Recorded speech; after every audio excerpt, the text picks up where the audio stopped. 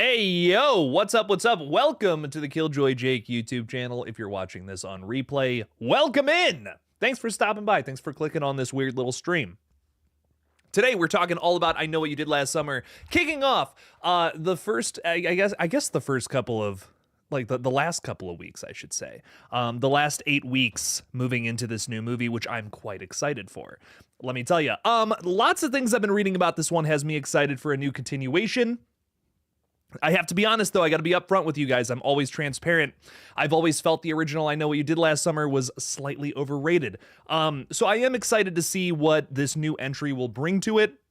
It seems like they're trying to be the counter, like Sony's counter to the new Scream films, which makes me think this is going to be a major reinvention of the series. Maybe trying to be more of a like an actual murder mystery versus what the original film really ends up being. And I think that's why I'm not as crazy about this one as I am the Scream franchise. Overall, it's just a totally different animal with a very similar tone, likely because you have Kevin Williamson writing that original one as well as the first Scream. But it's just a totally different story in my mind. It's just they're two different things to me, but I'm still excited for this one. I love the cast. Can I just say I love these newcomers coming to this flick alongside, of course, Jennifer Love Hewitt and Freddie Prinze Jr. here. I have some crazy cottonmouth going on, and I am so sorry, everybody. I thought I was ready for this, but maybe I'm not.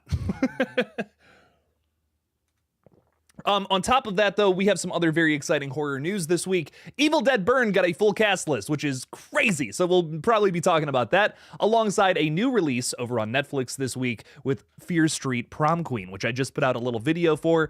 Go check it out. It was a fun watch. I won't be spoiling it here because it literally just dropped earlier this morning. But it's a fun watch. Check it out, and then come on back, tell me your thoughts. So let's talk a little bit about I Know What You Did Last Summer, and of course the conversation is open to all things horror, but we are excited for this one, which is why we're counting down to it.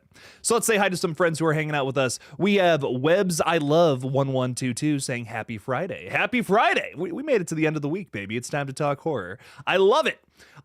King Matthew III is saying, how do you think Julie and Ray will be in this new one?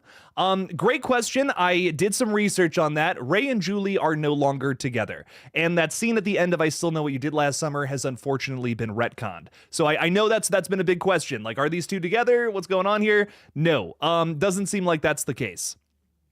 Seems like they're going to have a Dewey and Gale relationship, very similar to what we saw in Scream 5. Again, it just feels like Sony is trying so hard to have some sort of counter and try to recreate the same success as Scream 5 and 6 here with this new flick.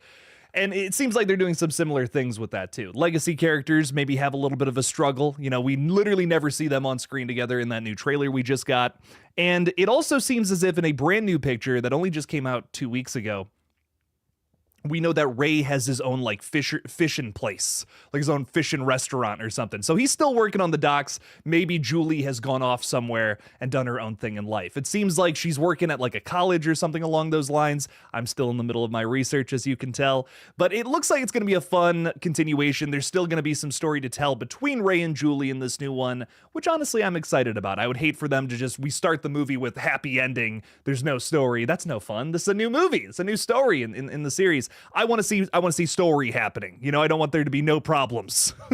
It's just happy, you know, like that's not a story. That's not a movie. We have to have problems. We have to have bloodshed. It's a slasher film at the end of the day. So I'm here for it. I'm here to see that story get explored.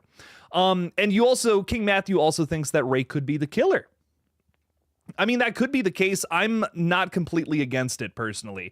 I like the idea of turning a legacy character into a villain after all these years. I mean, what's Ray been up to all this time later? You know, has he been traumatized to the point of wanting to start killing people in the way that he was attacked all those years ago? How crazy would that be? I mean, I'm not as connected with these legacy characters as I am with a Sidney Prescott or a Gale Weathers from Scream, so I can get into doing some weird out there shit like that with these characters. I don't know. I guess I definitely don't love them as much as our Scream protagonists, but I'm definitely excited to see what the next part of what the next chapter of their story is, essentially, for sure.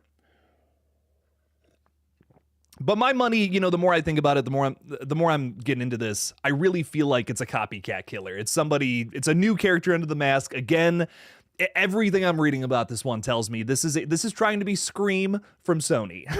So this is definitely somebody, probably where I'm sitting now. It's probably one of the new characters, one of the younger characters underneath the mask, coming around killing people with a big old hook, trying to copycat essentially what happened in this town many years ago. That's my guess. What we're building this requel off of, but we'll see. We'll definitely see. But I want to hear your guys' theories as well. Throw them down in the chat. What do you guys think? Who's the killer in this movie? What do you guys think of the brand new accident also at the top of this one, which is going to be very different, as we saw in the trailer? We're having people fly off the side of the damn cliffside this time around, which we'll talk about it later, but I think that's an even better accident than what we got in the original, and also the characters, of course. What do we think is going on with them? Let me know down in the comments. Let's say hi to some more people, though. Dave Sim is saying, always pumped for a Killjoy Jake live stream. Let's go. Thanks, Dave. I appreciate that a bunch. We're talking a little, I know what you did last summer today, of course, but throw in whatever the hell you want. We can talk about whatever. I'm here for it. I mean, I think if we just talked about one thing for an hour, that might get old. So so throw whatever weird thing you want at me. We'll see what happens. Dark Dread Trailers is saying, hi. Hello, Dark Dread. How are you? We needed a little darkness in this stream. It was a little too fun. So thank you for being here. TRS is saying, hey, Jake, balanced as all things should be. TRS is with us. Yo, yo, yo. Adri Kiara, maybe? Jake, so excited for this. Me too.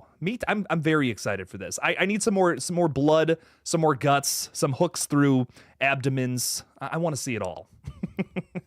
I'm excited for this one. Marquise Ballum is saying, I can't wait until this movie. It's not too far away. 8 weeks. It sounds like a long time, right? But it's not too far, truly. We're going to get to this one sooner than later. Froggy Fresh Shitposts, that's what they called me in high school, is saying, hi, Jake, thought the new Fear Street was good. Big gripe was that without them mentioning Shady Side and, of course, the title, there's absolutely zero correlation between this and the others. It's kind of just a standalone sequel in that. And, you know, here's my thing about it. I got a comment from someone earlier who said that the new Fear Street doesn't really have anything to do with the other ones. They mention them, yes, but it does feel like just a pocket story. It feels like this is just another one of the incidents that happened in Shady Side leading up to the events that we saw in 1994, which I personally don't mind that, only because it just feels different from the other 3 movies we've already gotten that were all building on top of each other to be this big story. And I guess that's where the disappointment comes from, right? Because it's like, well, shouldn't this entry have added something to the mix? Yeah, probably. But I still had a good time with it. It was still a solid standalone 80s feeling slasher. I have problems with it, but I won't. Those are spoilery problems. But overall, it was fun. It was a fun watch. I didn't really care that much because to me, in terms of like the overall grandiose story here, that's kind of already been told.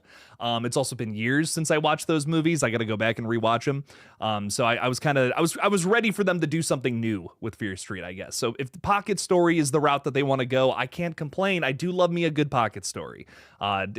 Not as much research involved in pocket stories, as they say, but I still had a good time with it. And yeah, you're right, Froggy Fresh Shitpost. It basically is just a prom night remake.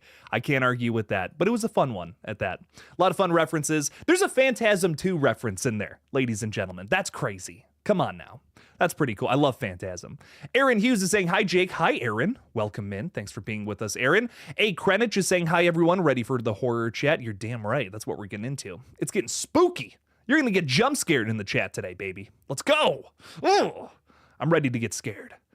Adri Kiara is saying, them not being together makes sense based on the synopsis and what Jen Cates said about it. I'm pretty sure. I'm like, everything I'm reading sounds like they're not going to be together. Going to be a little bit of maybe even some sexual tension there. I don't know. Ray might be horny all these years of cutting up fish. He's just like, well, I don't know. I don't know what's going on. So maybe that's something we want to see on screen. is Ray Bronson cutting up fish and with a boner? Maybe. I don't know. You know, I don't know. I don't know what this movie entails. I haven't seen it yet. This is just speculation. Vimp is saying, why is Jake so hot? I don't. Listen, I'm a 6 out of 10 at best with this forehead, but thank you. I appreciate that. Faith Dorn is saying, hey, JK chat, good to see y'all in the middle of the day. Hope everybody is having a great Friday. You're damn right. I am loving that. I'm loving that it's Friday, in fact. It's going to be a horror weekend, a long one, too. I don't get to see my fiance like all week because she's so busy and I'm so busy, and I get to see her for 3 days straight. I'm so excited. I can't wait. We're going to be hanging out, watching a bunch of weird shit. And vibing. We might even hang out with some friends too. We have some plans this weekend, which is nice. So what are y'all doing this weekend? Y'all getting into some horror, watching a little Prom Queen, maybe catching up on the I Know What You Did Last Summer movies? I just watched the first two again. I don't think I can stomach the third one again. I'm gonna be honest. I don't think I can do it. But I might watch 1 and 2 one more time before this new one comes out, just to be real fresh on it. Ella is hanging out with us too, saying, brother man, IMAX Final Destination was the way to go. Ooh, nice. I still haven't seen it in IMAX. I want to go back and watch it one more time. I know I posted a Final Destination video this week ranking a bunch of weird stuff from the franchise, like the premonitions, the characters, and the kills. But I do plan on doing one more big Final Destination 6 video. It's going to be Final Destination Bloodlines versus The Monkey. Which film did it better? And in fact, let's do a little research literally right now. I'm going to ask you guys, what did it better? The Monkey or Final Destination Bloodlines? And I want to get that that poll going. I think I asked this question already, but I just want to see what the different results are. Bam. Let me know. Let's see what wins. Monkey, Final Destination, Bloodlines. We're doing it. Maybe this is the second time I've done this poll and I just forgot, but it'd be really funny to get different results each time. We'll see what everyone has to say though, which I think will be a good time. But I do want to see that one more time, hopefully this weekend, and then I do plan on doing that big versus video, which we haven't done one of those in a very long time. But I feel like it's a good time to do it. We have 2 movies that have come out this year that are very similar in terms of approach, in terms of what they ended up doing. Which one did it better? I'm still figuring out all the points I want to make about that, but I do have some things already off the top of my head that I'm really feeling strongly about one film or the other. I feel like they both do something great that the other one does not do. I will say that. It's a closer race than I feel most would feel it to be, but I'm definitely leaning towards one. That's all I'll say. Anyways, A. Krenich is saying they might get back together. They might. Listen, they might. Love is in the air this summer. So who knows? We had a film called Hard Eyes this year, which was all about romance and a little bit about blood and murder mystery. And here's another film about murder mystery and blood. So will romance be in there? I think yes. I think absolutely. Lighting Ghost, though, thinks that Ray is definitely going to die just like Dewey. Seems like this film is ripping Scream 5 off. I can't argue with that. It definitely seems like we're getting into some of the same stuff as the last couple of Scream movies. Setting up new characters, bringing back legacy characters essentially to either kill them, build some new story around them, or just kind of have them there to put butts in seats, unfortunately. So that's kind of my guess. Lighting Ghost, I wouldn't be shocked if Ray was either killed or the killer in this movie. I think it's going to definitely be one or the other. But maybe a tease at romance, maybe a lost flame is reignited kind of thing, and then it's quickly extinguished by the death of one of these characters. I could see it happening. I did just see a video of all the cast members, and they're like being interviewed on TikTok. And they're like, do you think you're going to make it through this movie? And most of them are like, yeah, definitely going to live through this one. It's suspicious is what it is. But then it gets to Jennifer Love Hewitt. And then she confidently says, yeah, of course, duh. And I kind of believe her. I think in most cases I'd be like, I don't know. Is Julie going to make it through this one? No, I think Julie's making it through. I feel like that's sacred ground for this series personally. But I don't know. I'm curious to see what this one ends up doing. It's going to be fun. Mama Bear Kylie is saying, I only saw one of the I Know You Did Last Summer movies, like the original one. Nice. I'd recommend the first sequel. It's very campy. It's very ridiculous. I think I just enjoy watching it more because it leans into the campiness more. It almost feels like an accident that the first movie is so campy. It doesn't feel intended. And that's why I think I just enjoy watching the sequel more, because it's like it knows what it is. The sequel is it's upfront about its campiness, and it leans into that so much more, I feel, than the first film. And it's just like, yeah, you're not really taking it seriously, but that's okay. We're having a good time not taking this one seriously at all. And the second one, it's sillier, it's more over the top, and it has one of the most ridiculous twist endings to any of these Scream Scream jump off series, I should say, out there. That makes me laugh every time I see it. So I think it's a very fun watch if you like campy 90s horror flicks.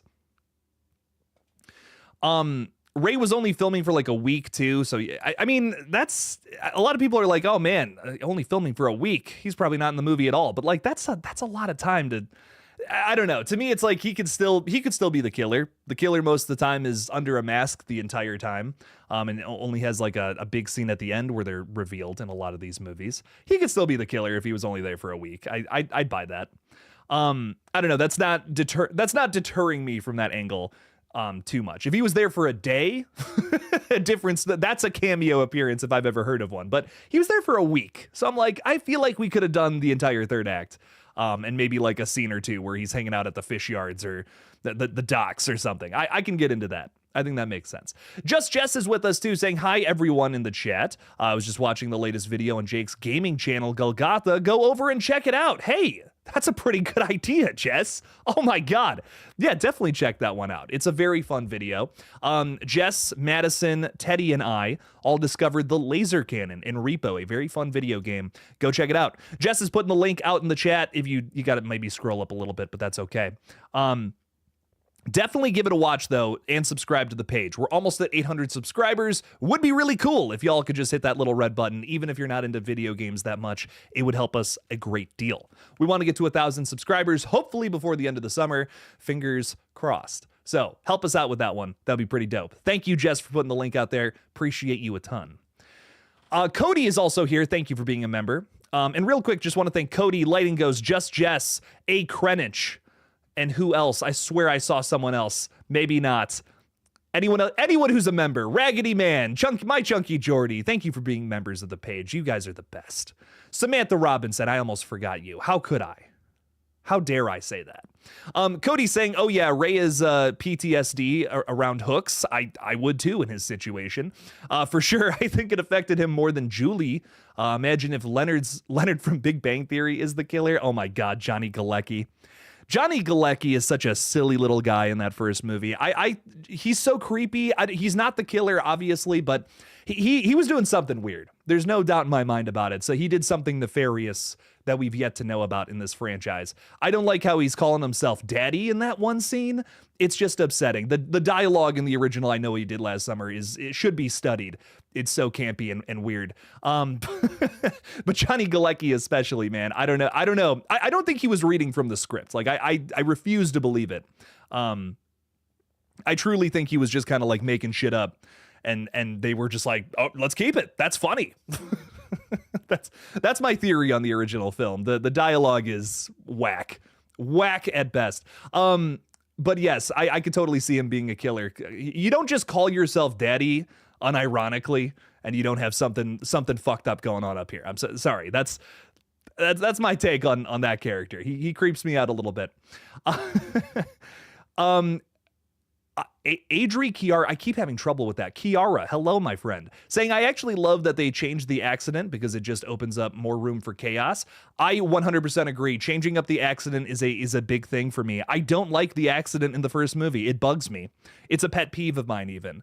They say the characters were drunk and there was blood on the guy's face, but they still don't realize that's an old man. Listen, I'm going to be real with you. I'm nearly an old man at this point, and you can see it in my face. I look at videos on this channel from just 5 years ago, and I look like a teenager. Now I look like a man. There's a difference. Like, you know that it's not a young person, and it's a bit of a plot hole in that movie that bugs the hell out of me. But the idea that the car goes off the cliff this time around, we don't see the people in the car. We just know we accidentally killed somebody, drove them off the road. That's the accident this time around. Major improvement already, I can tell from the trailer. So this movie's already getting some points for me. Gotta be honest. I think in some regards it will beat out the original. I'm just gonna say that right now. Overall, maybe not, but in terms of logistics, I'm already seeing some things that are improvements, at least to me, with my weird little nitpicks of the original. But I've never liked that about the opening scene. They see the guy's face. You literally see it on camera. It's covered in blood, but you still see the guy's face. I don't care if they were drunk. You sober up real quick when you accidentally kill somebody. I'm not speaking from experience, let me tell you, but if there was ever a time where I got myself into that much trouble, oh my God, I mean, a switch would flip inside of me. I'd be like, we gotta go. Oh, adrenaline. Focus. There's no way I'm forgetting that face. It bugs me. Sorry. Little nitpick about the original that I think this one is going to improve upon. Patton Jester is saying, hey, Jake, what did you think of Fear Street Prom Queen? I really enjoyed the trilogy, so I'm looking forward to it. It's fun. I think I liked Prom Queen slightly more than the last film we got, the third one, just because I feel like, I don't know, there's parts of that third one that really loses the really fun, poppy, nostalgic energy of the other two films. So I liked Prom Queen. I liked that one a little more than 1666. But ultimately, it's okay. It's just okay. We were talking about this earlier. It doesn't really connect anything from the other films, which I think some people might take issue with. As a standalone slasher, though, it's nice. It's cool. It's got some really nice callbacks to the 80s, which was cool and fun. There's a zombie 1979 poster on a character's wall, which made me very happy. I didn't love the twist. I loved the kills, though. I didn't love the way the killer looked, but I did like the character dynamics. It's highs and lows. That's how I feel about this movie.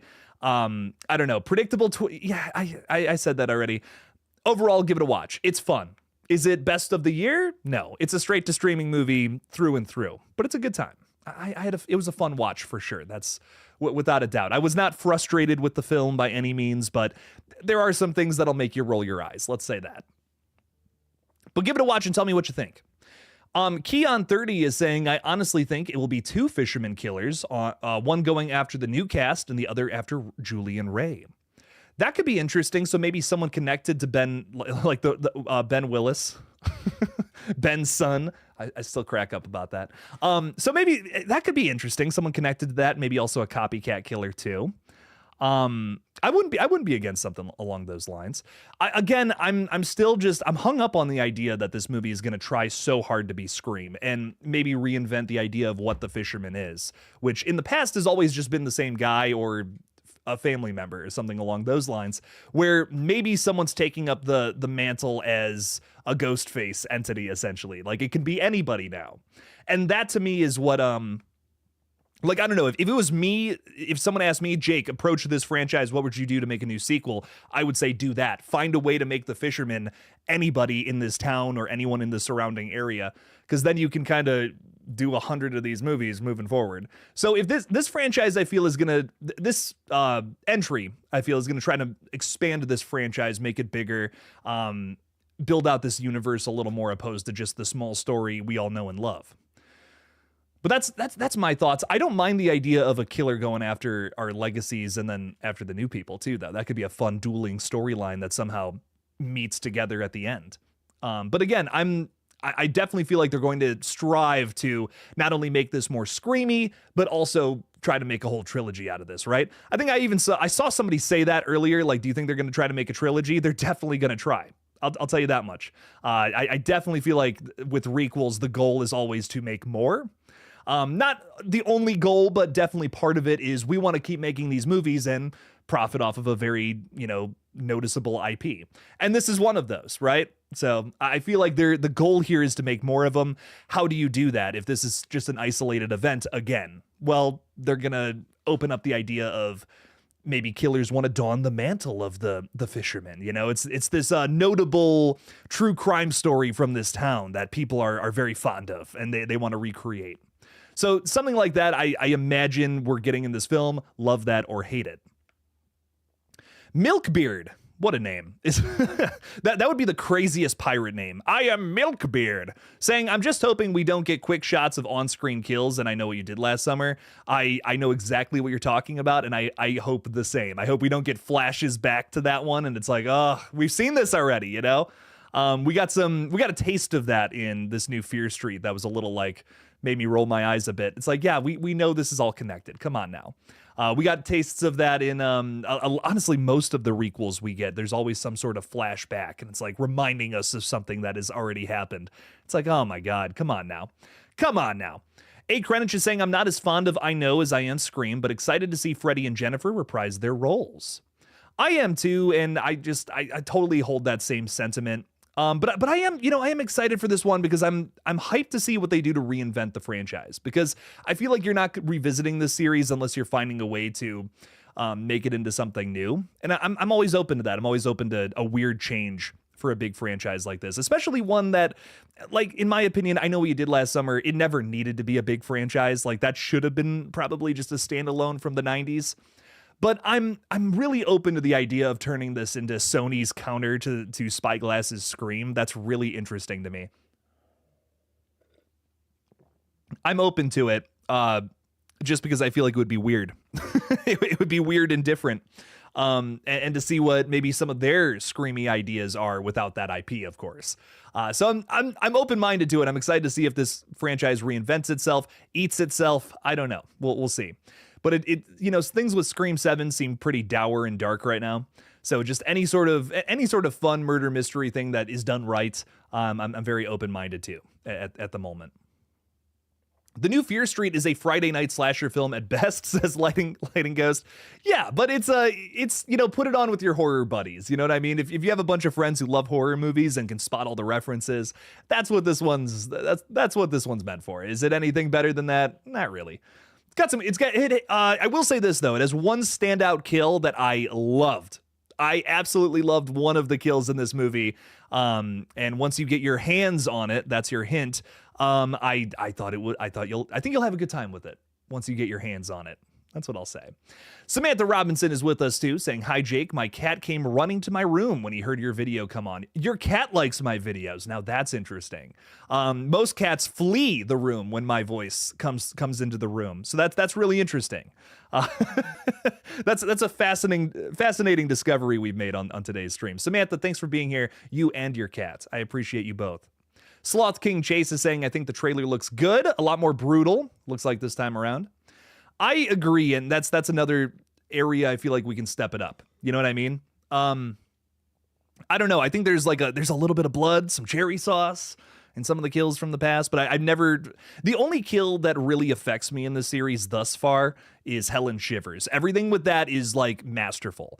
I feel like that's the scene that makes that original film a horror classic for so many people. That sequence is phenomenal. Like a 10 out of 10 sequence in a horror film, in my opinion. It is great at tension building, some awesome set pieces are explored, and it has a truly tragic ending right at the last bit there. And all of that is only done so well because Helen Shivers is such a well-written character. In my humble opinion, even better than Julie James. I fucking love Helen Shivers to death. Like, one of my favorite 90s horror characters out there. And she's so much more complex than a lot of the other just movie side characters we get in some of these Scream inspired slasher films from the 90s and early thousands. I love that, she's introduced as like this, like think like popular hot girl in high school, but then she's kind of bullied by her older sister, so much so to that kind of almost destroying her life post high school. And then we see that kind of leak itself into the story once we flash forward a year. And I don't know, I love the way that Helen Shivers is written. You feel bad for her like immediately off the bat, and it's such an unexpected way to take that character. So I fucking love Helen Shivers, and it's such a tragedy that we're probably not going to get her in this new flick. But again, I wouldn't want to ruin one of the coolest chase scenes in horror history either. So I love that scene in the original I Know What You Did Last Summer. I think it's easily the best part. DRMS Productions is saying, hey, Jake, will there be a new I Know What You Did Last Summer trilogy? Maybe. Sony's counting on it. I'm telling you. Y'all laugh now, but just you wait. There's going to be an attempt, I guarantee it, in this new film to try to push forward and do more than just one. My Chunky Jordy, hello. Welcome in. What's your favorite horror movie trailer? My favorite one that I've ever covered on the page is 28 Years Later, baby. That was a 10 out of 10. I was more scared by that trailer than some of the movies I have watched and reviewed on this page. 10 out of 10 trailer right there. That was phenomenal. So as of right now, what's on my brain as favorite trailer is probably that one. I gotta be honest. Kimberly Soshi Gray is saying, oh my God. What's up, Kimberly? Welcome in. Does anyone else listen to Freddy's podcast reviewing scary movies? He even did, I know, and Screams. I did not know he had a podcast. That is really funny.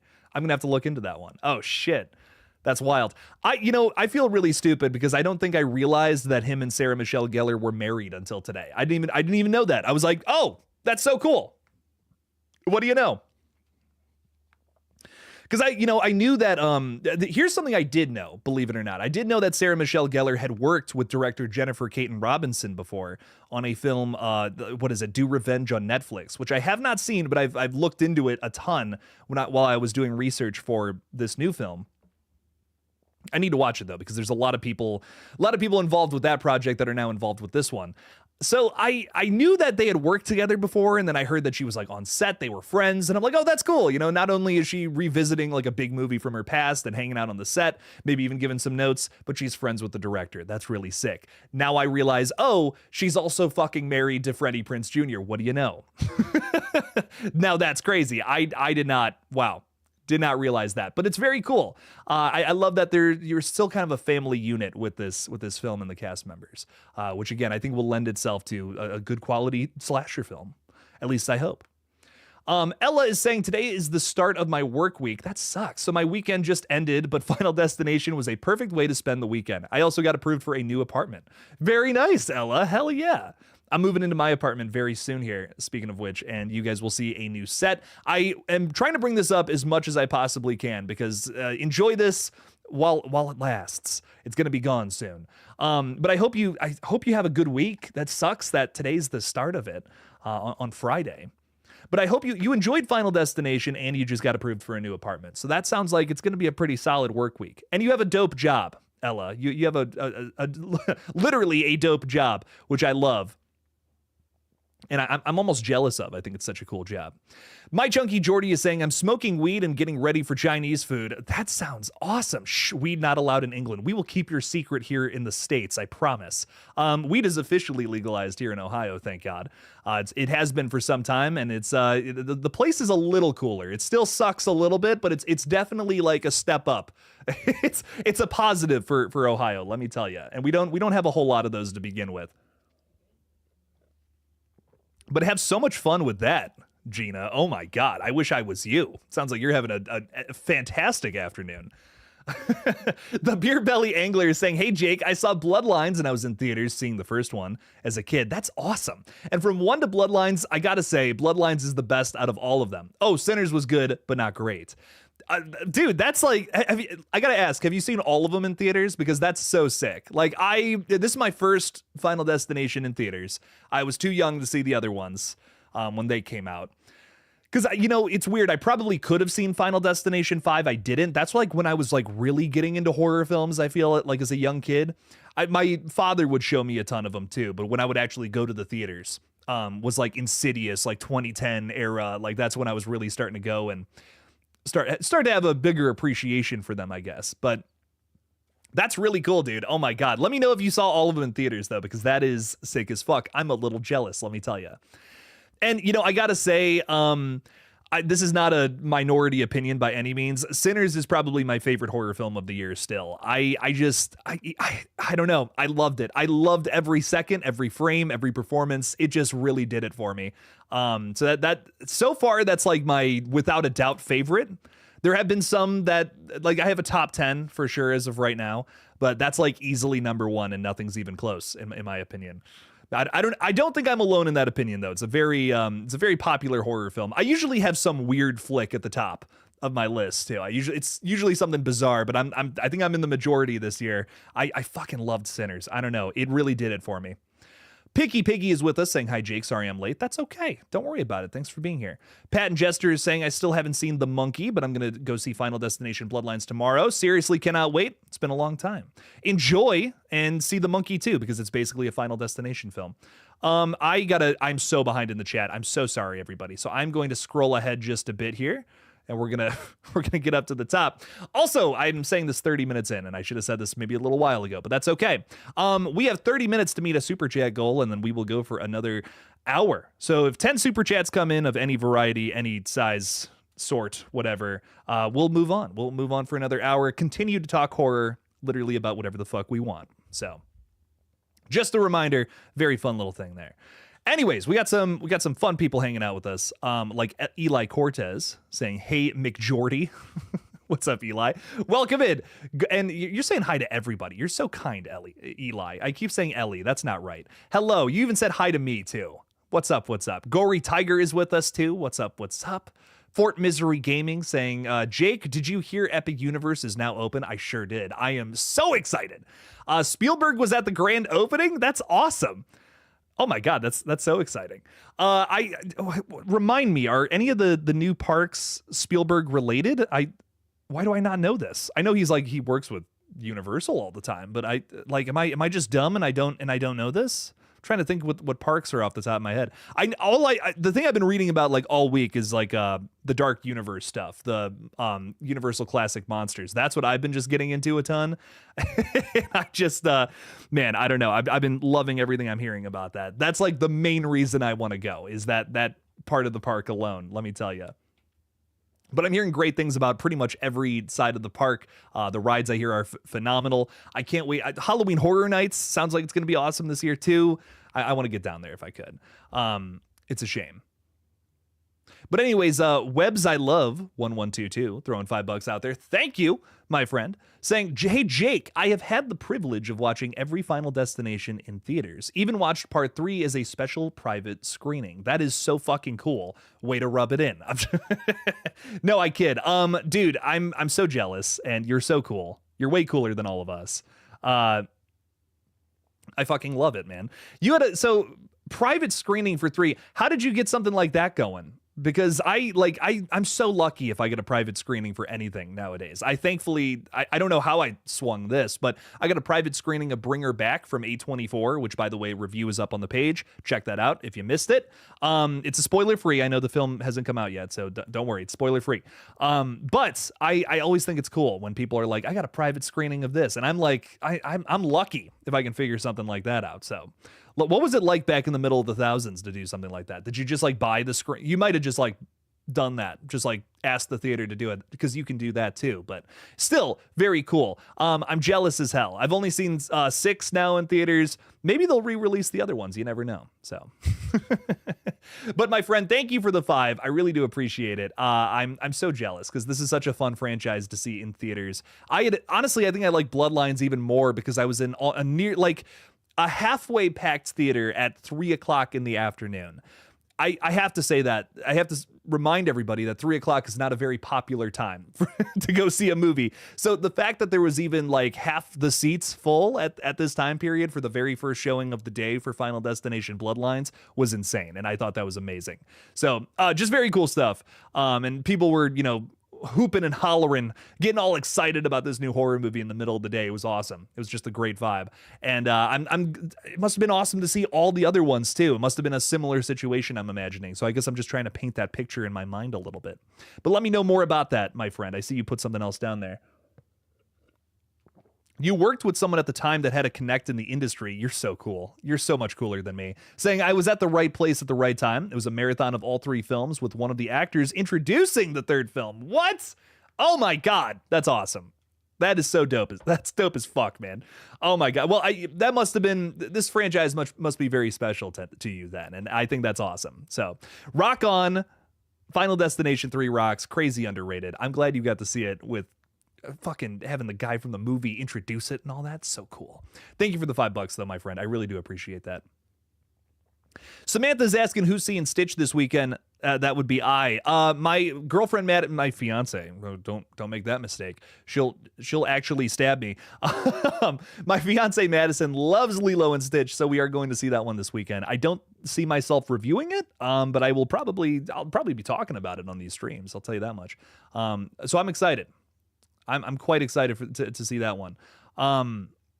Raggedy Man is saying, isn't there a Jurassic Park section? Is there a Jurassic World? Like, is there a new Jurassic World coaster? I might be wrong. I have not done a ton of Epic Universe research at all. I've really, like I said, Dark Universe. I know that shit. I could talk about that. That's about all I know. There's a How to Train Your Dragons park too. There's like a Hogwarts thing. I don't know. That's all I got.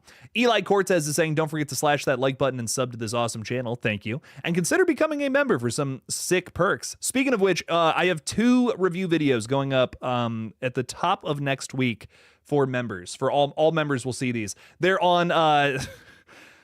I'm just going to be real. Bottom of the barrel 2025 movies, Clown in a Cornfield and Hurry Up Tomorrow. I don't have good things to say about them, but it's going to make for some really fun reviews, let me tell you. So those videos go up very soon. So members will get to hear me rant about both of these movies, one of which I believe was written by AI, and I'm totally fine with being open about that one because it's so bad. Fort Misery Gaming saying, not my knowledge, Spielberg with Epic, because I don't think he did any work on the original monster movies. No, I don't think he did. He's a little young for that. That's really funny. You want to do your own Final Destination kill ranking, says Froggy Fresh Shitpost. Not sure if I want to include the book kills in the video or a separate video. There's 69 kills, nice, in the books, nice. And 44 in the movies. What do you think? There's 69 in the books? That's like so much more than I thought versus the movies. That's wild. That's a wild statistic right there. Do it. That would be a very long video, but go for it. Run it. Make it happen. What else is going on? My Chunky Jordy, thank you for the 2. Appreciate that a ton. Hope you're doing good. Nice and high with your Chinese food, I hope. That's how, like, that, there's no better feeling. There's no truer happiness than being stoned with a big thing of Chinese food. I can't imagine anything happier than that. You're going on Tuesday to Epic Universe, says Fort Misery Gaming. We are going to get drunk on margaritas and ride Monster Unchained 5 times in a row. I am so jealous of you. You're so fucking cool. Damn, I want to come down there and do that at some point. Madison and I are already figuring out ways to save up money to make that happen later on this year, because Epic Universe just looks amazing, but it is expensive. If you're in state, I imagine it's better. You know what I mean? I imagine it's not as bad, but like coming from out of state, it's like, oh my God, it's expensive going to Universal Studios, man. It's easily, I think, the coolest theme park I've ever been to in my life, but I would love to go down there again if I could. Webs I love, throwing $2 out there. Thank you for the support, my friend. Saying, what's your favorite horror ending minus Saw? That's such a great choice. Oh my God. I can't argue with that at all. 10 out of 10 pick. My favorite ending to a horror film, though, is probably The Fly, which is why it's my favorite. The ending of that film there's no better horror ending, in my opinion. I just love the way that one ends. It's tragic. It's disgusting. It's sad. It's tragic and sad are the same thing. It's heartbreaking is what it is. It's just a heartbreaking ending to a crazy horror film. It's got practical effects galore. It's one of the coolest just looking movies in terms of lighting and staging, all that fun stuff. I can just go on and on and on about all the little details I love about the end of the Fly. And he just, he puts the thing up to his head. I don't want to say what it is. Don't want YouTube to be like, shut the fuck up. But just that energy of, put me down. I can't do it anymore. Like, that's just so sad and so upsetting to me. And these are the emotions I want to feel when I'm watching a horror film. I want it to break my heart.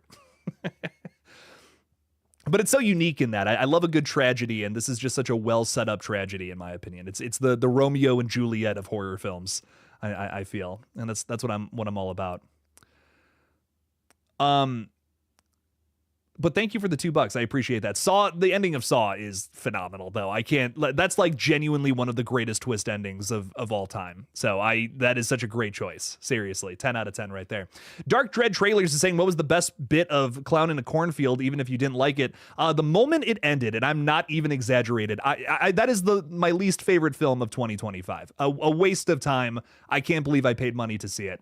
Hurry Up Tomorrow at least was shot very well, and I give it a 1 out of 10. Clown in a Cornfield was genuinely a waste of my time. Like, I'm upset that film exists.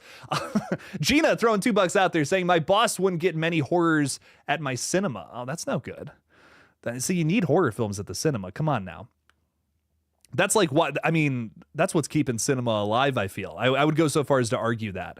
There has been some genuinely great horror films that have made a lot of money in the last couple of years. Wild that you wouldn't want that at your movie theater.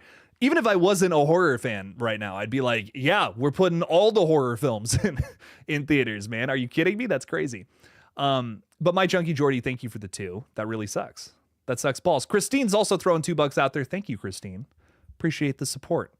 If you throw any chats out there, we'll get right to it. Though we'll get right to that one. I appreciate you supporting the page. Mama Bear Kylie saying, thanks for liking my reaction video I did about your Welcome to Derry video. I appreciate you reacting to it. I'm glad you're excited for Welcome to Derry too. It's a series that I want to be excited for. I just don't feel like that trailer offered us a whole lot about it. It's probably the first trailer I've covered where I just really wanted more from it. Like I was hoping that they would give us something. I always feel like trailers either show us too much or too little, and this one was like way too little. I feel like I got everything I already knew about the show from that trailer. I wish it had given us I don't know, just something else to really chew on to talk about it, but it was just such an uneventful trailer. I don't, maybe that's a good thing though. You know, maybe this is one of those things where when we actually go and watch it, we're going to be like, I'm so glad I didn't know that before we got into it. But I just didn't really feel like it moved the needle for me one way or the other regarding that show.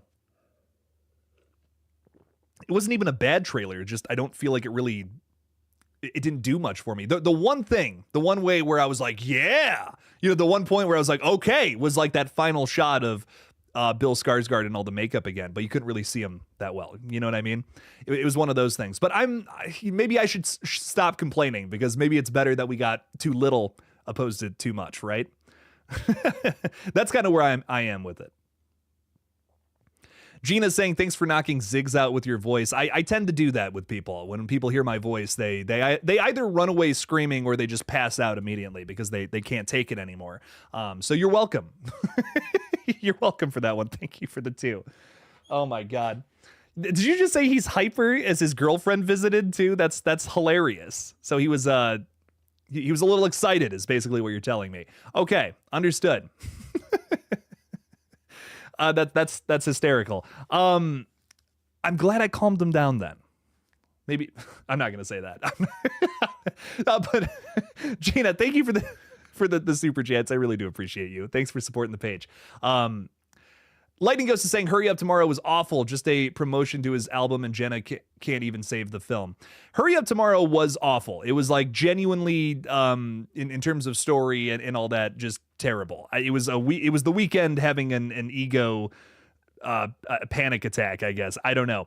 But the one thing I will say about it is it was shot so goddamn well. I mean, the cinematography, the lighting is a 10 out of 10 for a film that is just genuinely has nothing to do or say, which was so bizarre. It was such a love-hate relationship I constantly had with that film. It looked gorgeous. I was like, dude, there are horror films that are considered classics that don't look as good as this one, but at the same time, nothing is happening in this. Nothing happens in that film. I mean, genuinely nothing happens in that movie, but it was shot so damn well. I was like, I'm so conflicted. There was clearly money there, but not a whole lot of talent, which is probably a really rough thing to say, but man, I don't know. Ugh. Fort Misery Gaming saying, I thought Clown in Cornfield was fun. TBH, Hell of a Summer was my least favorite horror film. I still have not seen that one. Also heard that wasn't great. I just did not, I'm sorry. Clown in the Cornfield was miserable to me. I could not wait until that one was over. Predictable twist. I mean, the most stiff performances I think I have ever seen in a horror film ever. I did not love the kills. There was just nothing I liked about that movie. I always try to find something too. I always try to find like something I really enjoyed about it. It was just the most generic clown slasher film I think I have ever seen in my life. I just no love for that one at all for me. I'm so sorry. That is, I don't know. It's my least favorite. It's the very bottom of my list of things I've seen this year.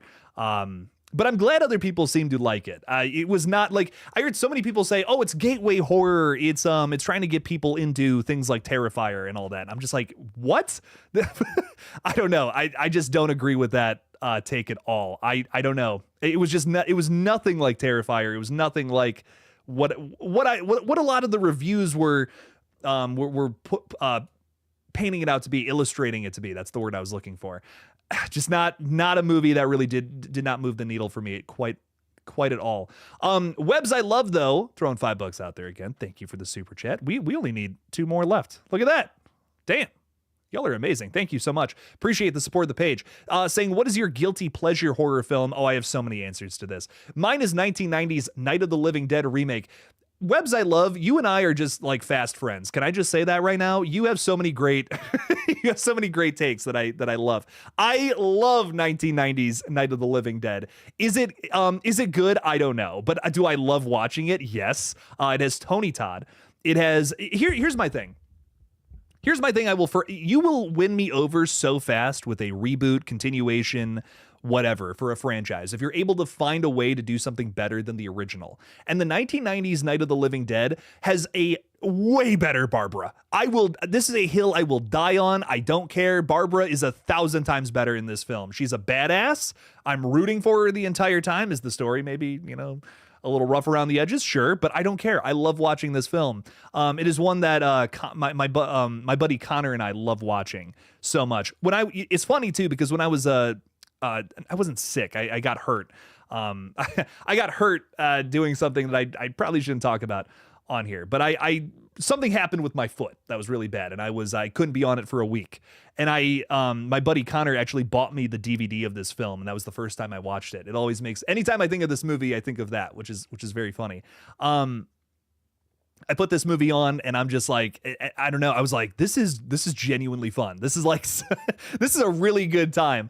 So I love it. I think if you're a Tony Todd fan too, we've been talking a lot about his performances in Final Destination lately on the page. Without a doubt, this one is, it's a good watch. It's a very fun watch.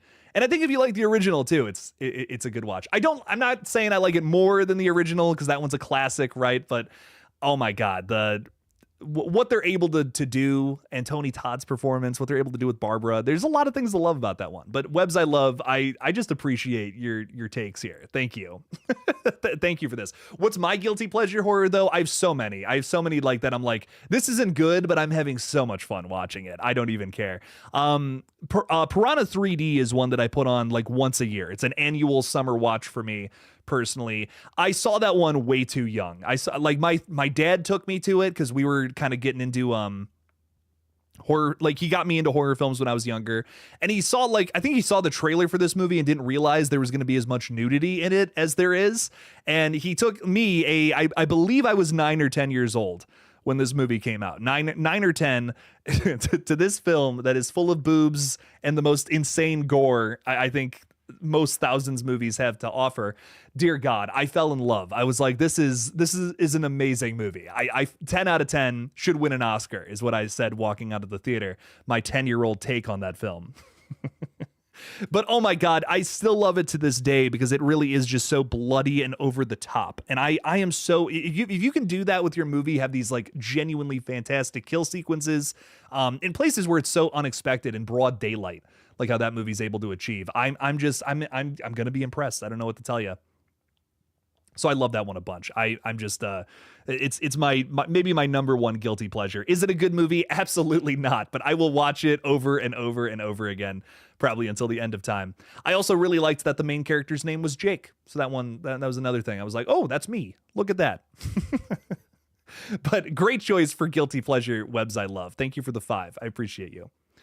Dave Sim is saying, I stepped away for a few minutes and came back to you saying you didn't enjoy Clown in a Cornfield. I've been really anticipating this movie, but haven't seen it yet. What didn't you like about it?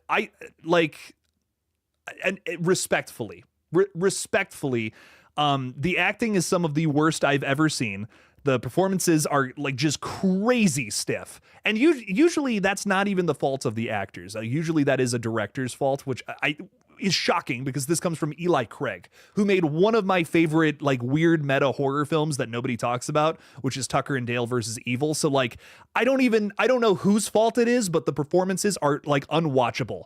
They're so bad, like across the board, everybody in that movie. And you have good actors in this film. Kevin Durand is I believe the mayor of the town, and he's awesome in Abigail and Kingdom of the Planet of the Apes. I love him, but he's like unwatchable in this film. I don't know what went wrong, dude. I don't know what went wrong with this film. The kills are mostly off screen except for one that's actually pretty good. You know, that's my one thing I liked about it. There's a single chainsaw kill in this movie. That was pretty solid. There you go.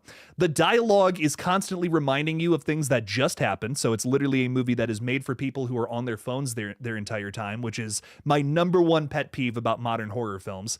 Like, it just commits every sin of things I do not like about modern horror. I'm sorry, I did not like this film a bit. And I really was going into it with an open mindset. I went into this film like thinking this could be a new franchise. You know, heard a lot of good things about this one. Little divisive reception, but maybe this could be like the next slasher killer. I'm 0 out of 10. I'm so sorry. Like, this was a fail, a swing and a miss is my review of it. But I will go more in depth in terms of spoilers and all that in a big video for members. Y'all are getting me to get all the good stuff out. I haven't even touched the big thing I hated about it, which was the twist. But we'll talk about that more in a big video for members sometime next week. I promise it's coming. My Chunky Jordy, thank you for the 2 We Matter super chat goal, ladies and gentlemen. Thank you guys so much. Y'all rock. Saying, so clown, wait for the very cheap DVD. Yeah. Yeah. I was upset that I went to the theater to see this one. I'm going to be completely honest. But it'll be on Netflix or something in a month. You know, that's kind of the vibe of this one, I feel. But thank you for the 2. I appreciate you a ton. Webs I love with the 10th super chat there. You're awesome. Do you like vampire flicks? I love them. You know, we were just talking about vampire movies on the page the other day. And I was saying I hadn't seen the Lost Boys sequels. I've seen the original. It's top 10 easy for me personally. I love it. It is it's just one of those like great like vibey movies where I feel like I can hang out with those characters forever, which is such a big thing that a lot of horror movies don't get right, is you don't have a cast of characters that are actually like you want to hang out with these people. Like, when you think about it, you can tell a story with a bunch of asshole characters, but it's tougher to be in a room with these people. You know what I mean? Like, a movie is essentially you're in the room with these characters. You're in the story with these people. I think the most effective films, at least for me, are ones where I actually like the characters. You're giving me a reason to let these people into my living room for the night and tell their story, essentially. So The Lost Boys, I think, does that so well. I love the characters in that film. And I've always wanted to watch the sequels, and I just bought them. I literally the other day bought them, and they're literally on my 4K player right now. And I plan on watching some of them this weekend, just to get through them, because I've never seen them. I heard they're not very good, but I still just want to see them, because I think Corey Feldman is in both of them, which is wild to me, which is wild that he would do that. But rock on at the same time, cool. let's see what happens. But I do love vampire flicks. What's my favorite though? Like, what's number 1? Oh, that's so hard. Sinners is on that list now for sure. Is on top 10. The Lost Boys is what's my favorite vampire flick?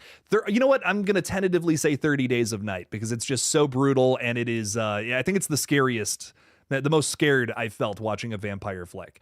I love the setting. Like, it is the setting and the concept, I think, is what really pushes it over the edge for me. The idea that there's no sun in this town for like an entire month and just vampire feeding ground, basically. Great idea for a horror movie. And I know it's based off of a comic or whatever, but the execution is there. Josh Hartnett is killing it in the lead role. So much to love about that one. Oh, and Melissa George is in that movie.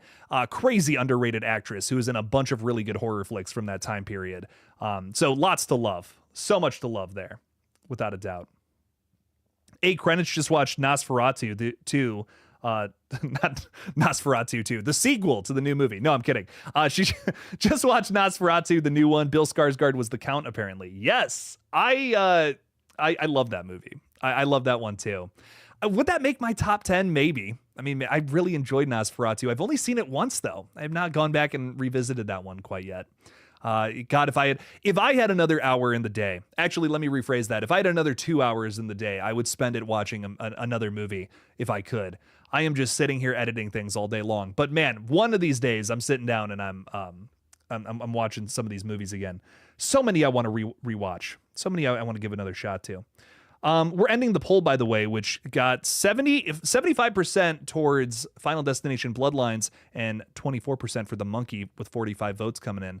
I'm actually shocked Final Destination Bloodlines didn't push it farther than that, if I'm being honest. But cool, interesting. Okay, all right. We're gonna have a big video come out tomorrow, or not tomorrow. I'm not promising that. Sometime next week on Final Destination: Bloodlines versus the Monkey. Which one did it better? I'm really excited to get into this one, and of course, your guys' thoughts would definitely help me with figuring out which one I'm gonna determine as the winner at the end of the day.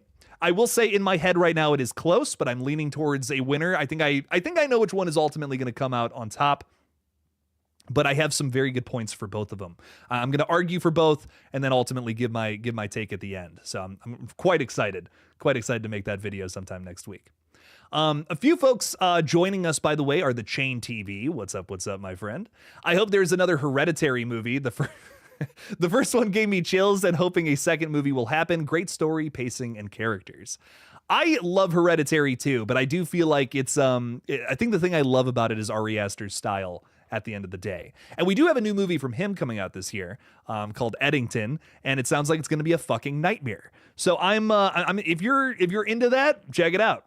If you liked Beau is Afraid, which was probably his craziest nightmare yet, this seems like it's going to be in the same vein.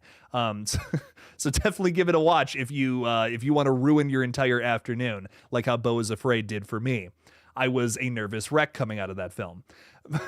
Picky Piggy is also saying my favorite guilty pleasure horror film, I think, is Final Destination 4. I love the opening credits, the pool scene, and the cinema scene where Laurie gets killed by the escalator gears. You know, I'm with you on that one. I know I just shit on that film too, but I do enjoy watching it. I got to be honest, it's a very fun film. I think just the Final Destination flow and feel is what I love so much. I love the idea of characters have a premonition and then they evade death, but death is still coming for them. All these weird things still end up killing them in just egregious ways. It's just such a fun thing. I feel like Final Destination, it's one of those few series that could go on forever because it's just such a fun concept. Even at its lowest, I'm still having a good time. So I agree. That's a great choice for guilty pleasure, in my opinion, which is probably a weird take, but I do love that one. It was fun rewatching it, but I still was like, I see why this is at the bottom. You know, there are just obvious flaws here that put it below basically all the other ones. But it's still a fun watch. Still fun. Gina is saying, I love Tucker and Dale, Eli. I actually think it's better than Shaun of the Dead, and I'm from England. Wow. Oh, that's high praise. That's especially high praise is what that one is. Damn. I love the idea on that. I don't know. I love the praise there. Tucker and Dale versus Evil, it cracks me up. It's just one of those like very funny, very well done meta films that isn't so in your face about it. You know what I mean? I think that's my biggest thing that I love. It's not like Scream where it's like we're saying things that are meta. It's the situation that is completely flipped on its head, and it's trying out the whole scary hillbillies thing, but from the opposite end, and that's what works so well about it, in my opinion. But I love that film a ton. It's very well done. But Shaun of the Dead will always be my favorite horror comedy. That's always number one for me. Ashton Luck, I don't think I said hello to you. Hello, Ashton. How are you? Welcome in, my friend. Thanks for being here. Beer Belly Angler saw every Final Destination in theaters too, following up on that one. All midnight showings. Nice. Sinners had great acting. I say Steinfeld's best role ever. Okay, rock on. Just wish they had a touch more vampire scenes. I do agree with you there. Maybe one before they chased him on horseback. You know what? I can't argue with that. It's a great criticism of that film, honestly. It does take a minute to get to the vampire stuff.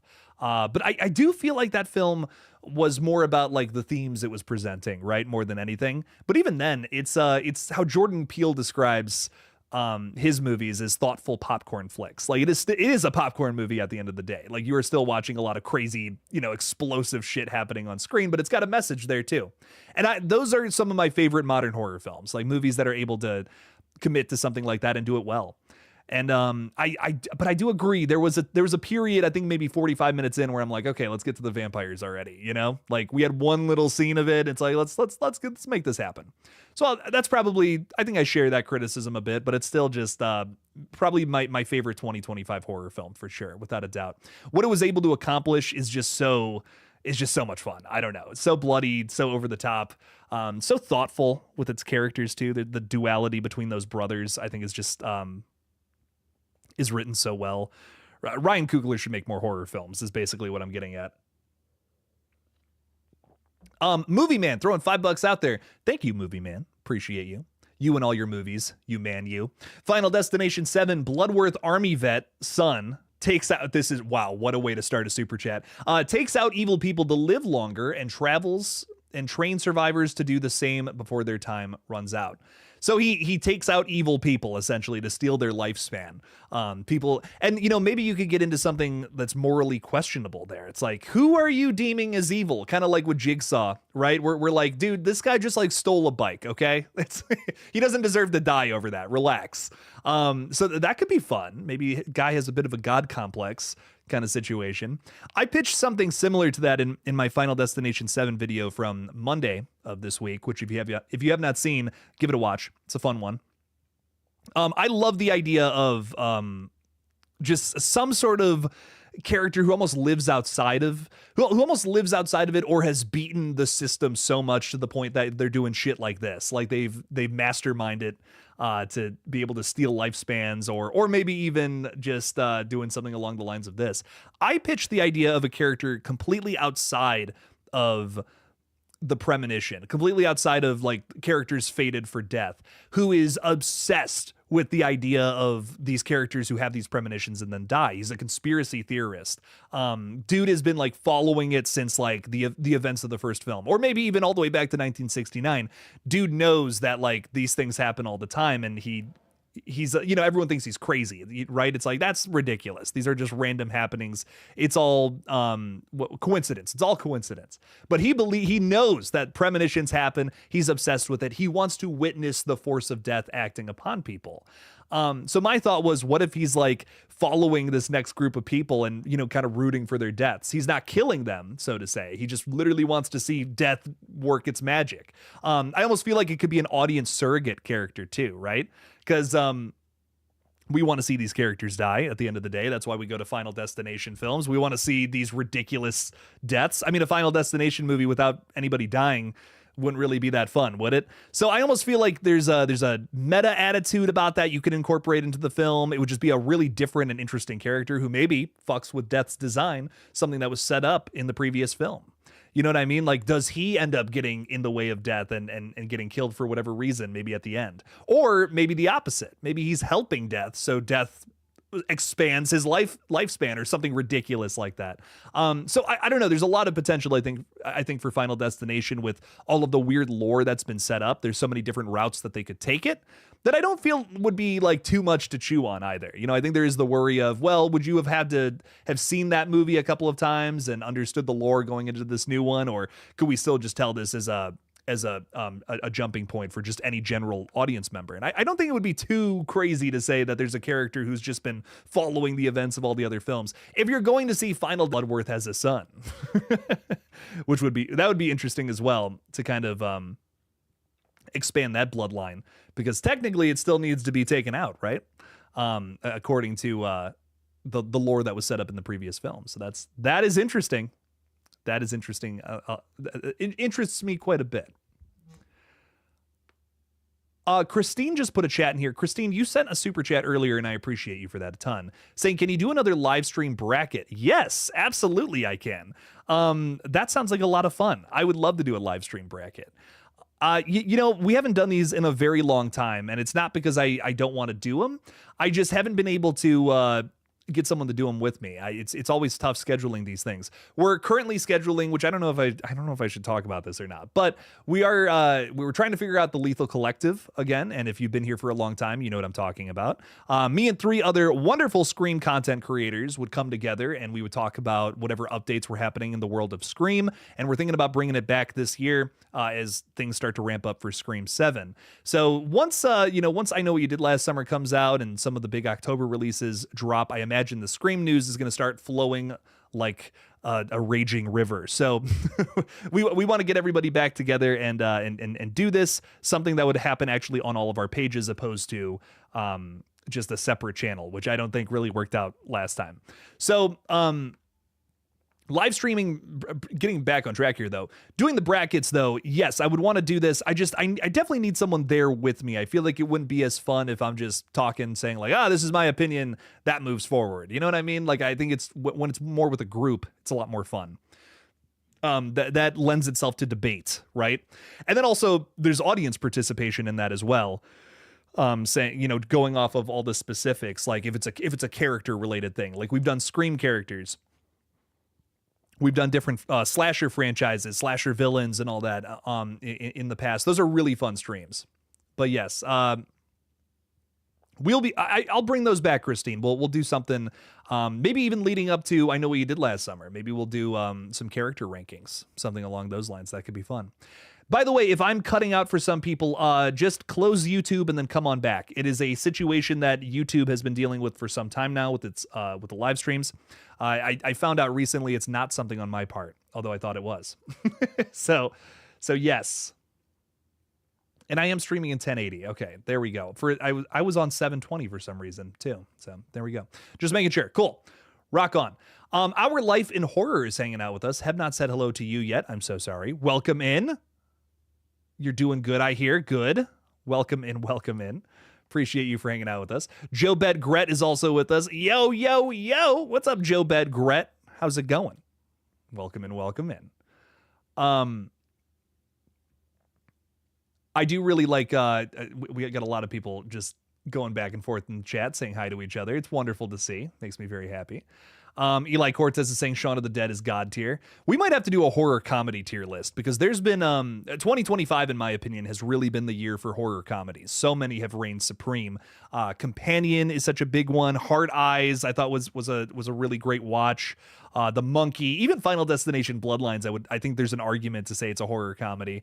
There's been a lot of really good ones this year. So 2025, what's reigned supreme horror comedies, dude? So maybe a list with a lot of those new ones with some classics. That could be that could be a fun idea there. I'm thinking something maybe relating to I Know What You Did Last Summer, though, would be fun. Something along the lines of we rank a lot of the Scream inspired slashers from the late 90s alongside some of their requels. That could be cool. That could be an interesting one. Interesting watch. Webs I Love is saying Sinners felt like a period version of From Dusk Till Dawn, and it shows in the film for sure. It's definitely similar. They're just so similar in terms of concept. They're so different in terms of tone, though. I mean, From Dusk Till Dawn is such a silly, over the top, bloody, almost even exploitation film, where Sinners feels a little more down to earth, a little more sophisticated than something like that. Not that I don't like From Dusk Till Dawn, but I just feel like they're really only similar in the ideas of vampires at bar and everything else about them story-wise. I just feel like is different, but I get the comparison, but saying that it's just From Dusk Till Dawn, that's where I simply disagree. I had somebody argue me on that, and I was just like, are they really that similar? Like, I don't know. I feel like, are we going to just look at, evil hotel movies moving forward and say all of them are The Shining? You know what I mean? It's just, they're very different in terms of the events and what actually goes down, in my opinion. But maybe that's just me. Maybe that's just my thoughts. I've really only ever seen From Dusk Till Dawn one time. It's a fun movie. I just don't know. Is it a horror classic? Am I putting that one on 1,000 more times? I don't know. It's okay, in my opinion.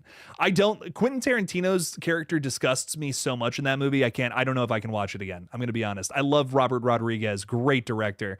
But man, Quentin Tarantino is so fucking gross in that movie. It's too gross for me, and I like gross stuff. I'm like, that's actually too far. That's actually too far for me, dude. Jeez. You're getting ready to catch some fish today, Beer Belly Angler. Nice. Have a great weekend and stay safe. Cheers. Thanks for being here. Appreciate you a ton. Thanks for have good luck catching some fish. I hope you catch something tasty. Or maybe you throw them back. I don't know. I'm not a fishing expert. But whatever you catch, have fun doing it. That's what I'll say. Picky Piggy is saying I'd really like a Final Destination movie set in space. Setting the premonition would be a rocket ship explosion. Could it be astronauts that are going into space and then one of them has a premonition and gets everybody off before it goes up? That could be interesting. That could be wild. Something I don't think we've ever seen done is, what about a premonition where, a character has it, right? And they save a bunch of people and then all of them happen and they completely avoid the thing happening. And then nobody believes our premonition having character. where like something like that, right? A rocket was supposed to go up, but person has a premonition. They see that it's going to explode. Then they say, okay, no, we're stopping the launch. And then it never happens. So the explosion never occurs.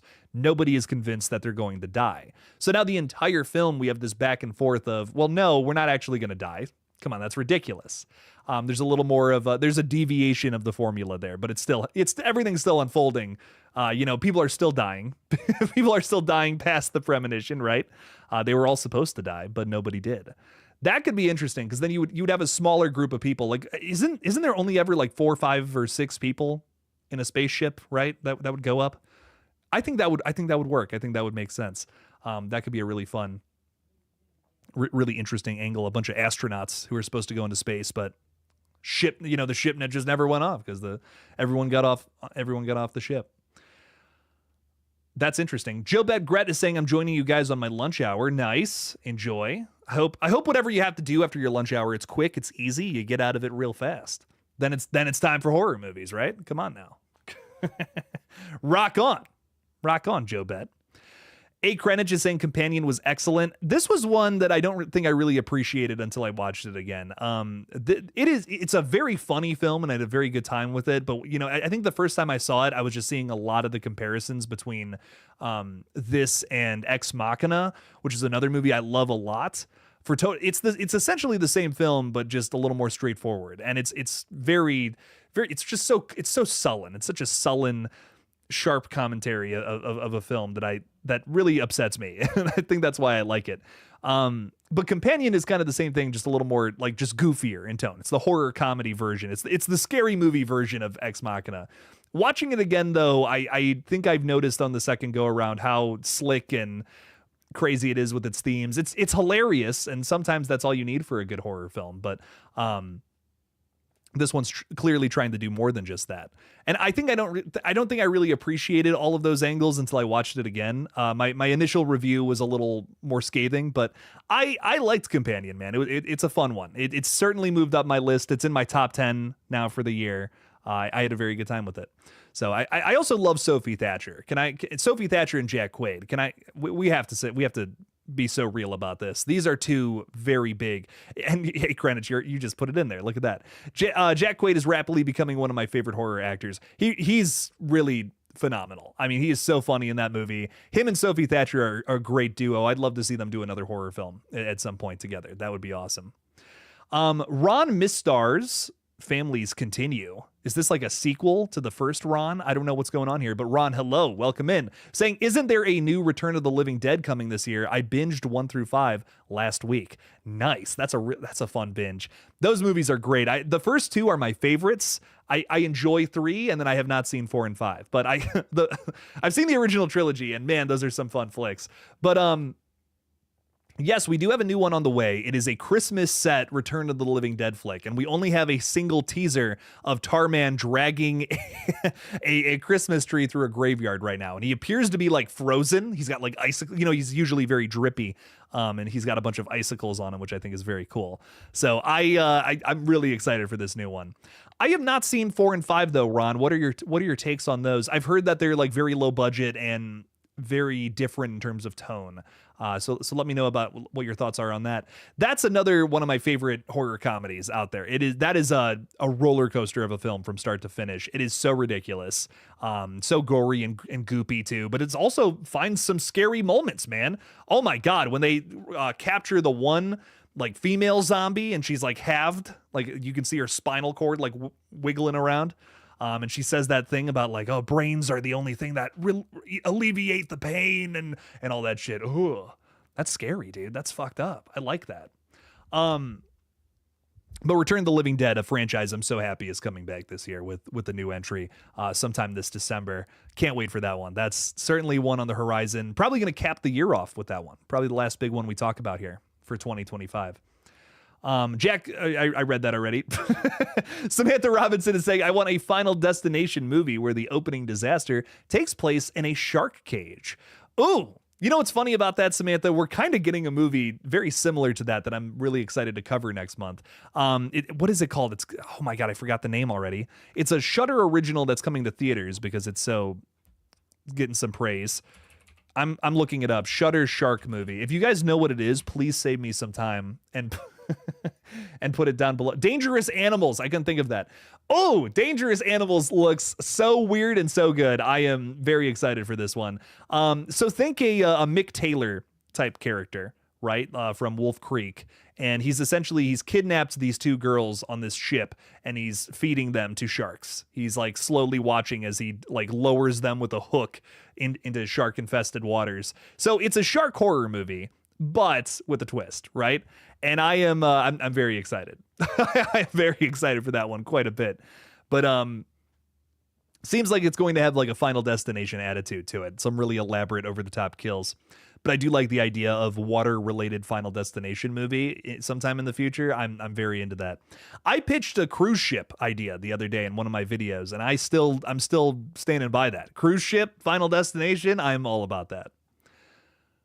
I'm gonna butcher this name, and I'm so sorry. Letitia Collins, perhaps. Hello.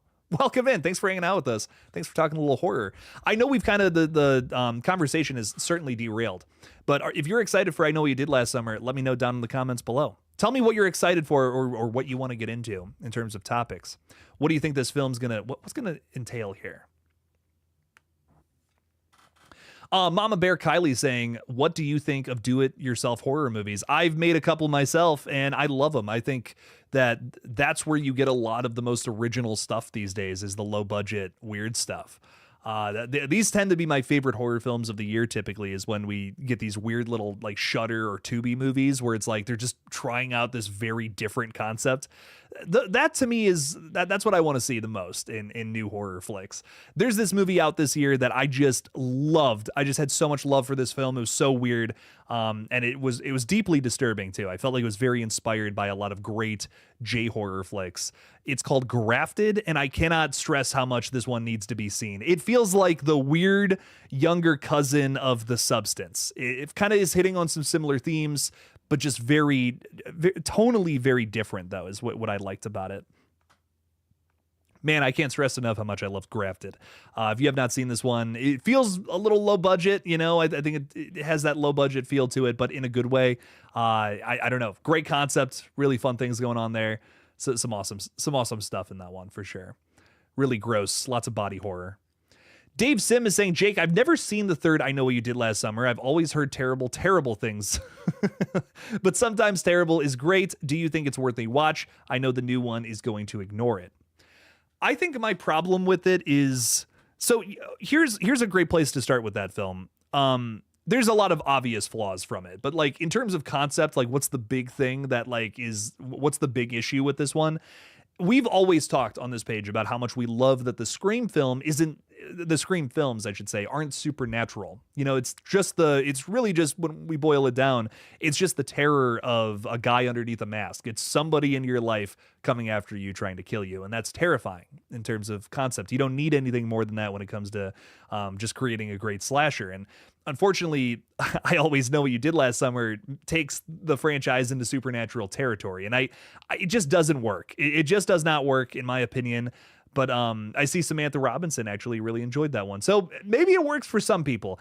I don't know. It was a miss for me personally. And I don't love a lot. There's other things about it too that I could get into and rip apart. But I think just in terms of what's the baseline thing that did not work about this film, it tries to push a supernatural thing that I don't feel works. And that's why looking at this new film, a lot of people are saying, well, you know, is the fisherman coming back? You know, is what's happening here? What are they going to do? They're going to turn it into Ghostface. They're going to turn I Know What You Did Last Summer into Scream. I'm betting on it. I'm betting that they're going to make this a copycat killer. There's going to be some sort of obsession with true crime in this universe. They're going to basically do what Scream 5 and 6 did for the series and turn the whole, you know, the whole fisherman thing into a very popular true crime thing that some people, you know, maybe some kids nowadays want to emulate. Because the series already tried to bring the character back as a zombie And that's what doesn't work.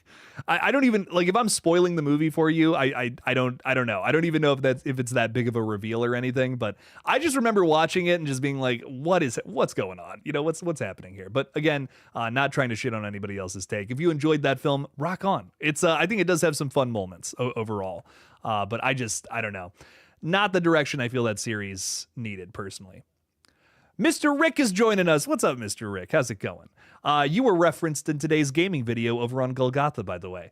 We had a very funny bit about you over there, so check it out. Not we weren't making fun of you. There was just a bit of the stream where we were talking about how Jess's dad also goes by Mr. Rick, which is funny. So check it out. Give it a watch. You just got off work and you're going to listen to this while I'm riding my bike home. I hope I didn't miss too much. We didn't talk about velvety Muppet sex like how we did on the last gaming stream. That was quite a conversation. But we have talked a lot about breaking down just a bunch of different horror releases that are upcoming. We even got into some Return of the Living Dead talk, which was fun. But mostly I Know What You Did Last Summer stuff, I would say, and some Final Destination shit here and there, which was fun. So definitely some good times. Definitely some good times were had. But we're still talking. We're still hanging out. We met the super chat goal, which again, I can't thank you guys enough for. That was awesome. I'm glad that these countdown streams are, kind of pulling some weight. So thank you for watching. It really does mean a lot to me, and I hope you guys are enjoying them. I'm excited for the new I Know What You Did Last Summer. I can't stress enough. Biggest thing for me is I think that this one is going to find a way to top the original, and that's why I'm really excited for it. I don't know if I Know What You Did Last Summer is my favorite horror franchise out there.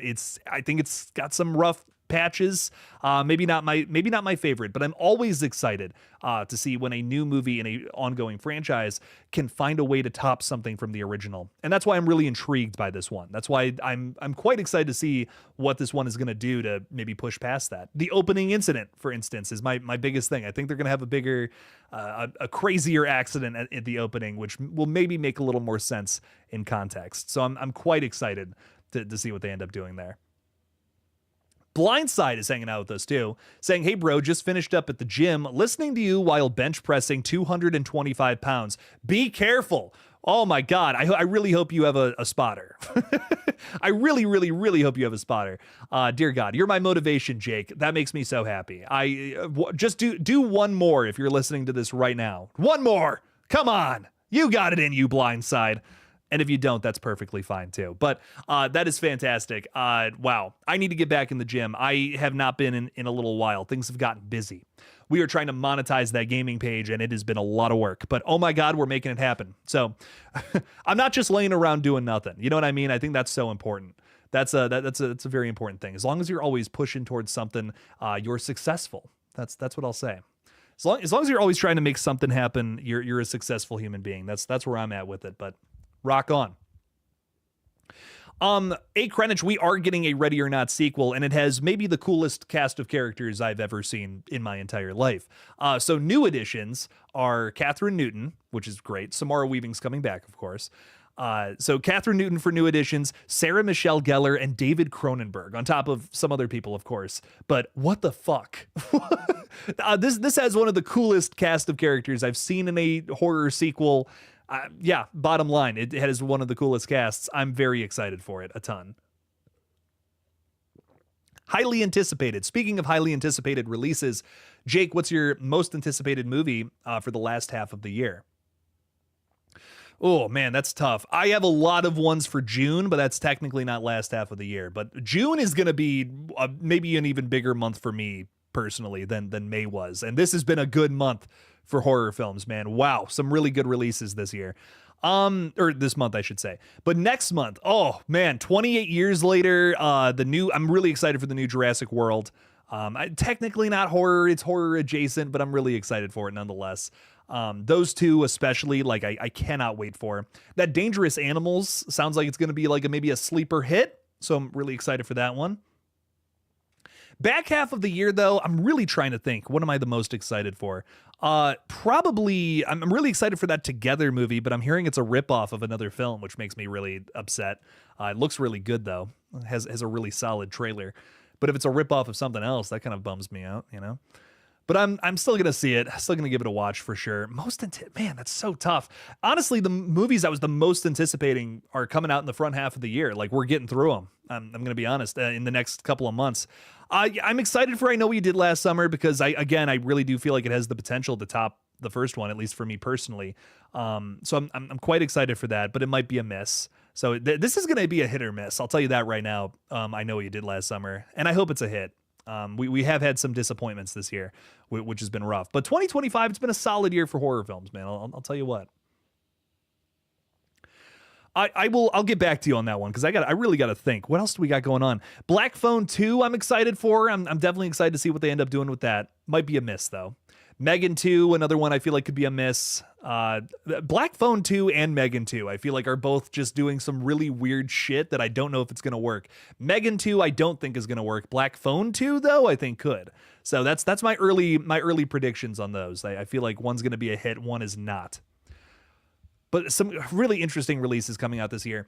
Oh, here's one that's not getting talked about enough because there just hasn't been any updates with it. VHS 8. I love the VHS franchise. Huge fan of that series. I'm really excited to get into whatever the next one is. We were promised a late 2025 release on this new one, but there's been no updates, no talk, zilch on it since the announcement. So I have no idea what's coming from that one. We don't have directors announced, nothing. But we know that an eighth one is in the works. They're working on another one of those. And oh my God, man, the last like 4 movies have been so much fun. I love the VHS franchise. Keep them coming. I have not been disappointed yet, except for the third film a long time ago, but that's a different story. Ron is getting back to us on Return of the Living Dead 4 and 5. They were filmed back to back and shared a few main characters. They don't follow the same rules as previously. Zombies can be killed by a headshot. Oh, interesting. But they're not bad. The kind you watch just once. That's fair. I'll have to put those on. I'm curious what else this franchise gets into. I remember 3 being very different tone-wise. I still enjoyed it. I still had a very good time with it. But I think I like 1 and 2 the most. Those to me, like the horror comedy feel of the first 2 are like my absolute favorite. So I just, those are special in my opinion. But 3 was cool. 3 I had a good time with. Dave Sim is saying we've only officially derailed the conversation when we start talking about the Muppet sex again, says Dave. Yeah, if you caught that last Dead by Daylight stream, it was completely off the rails. Madison and I were just out of pocket that whole stream. It was a very fun time. I literally can't even edit that one down into a video because it's just like it's just too crazy.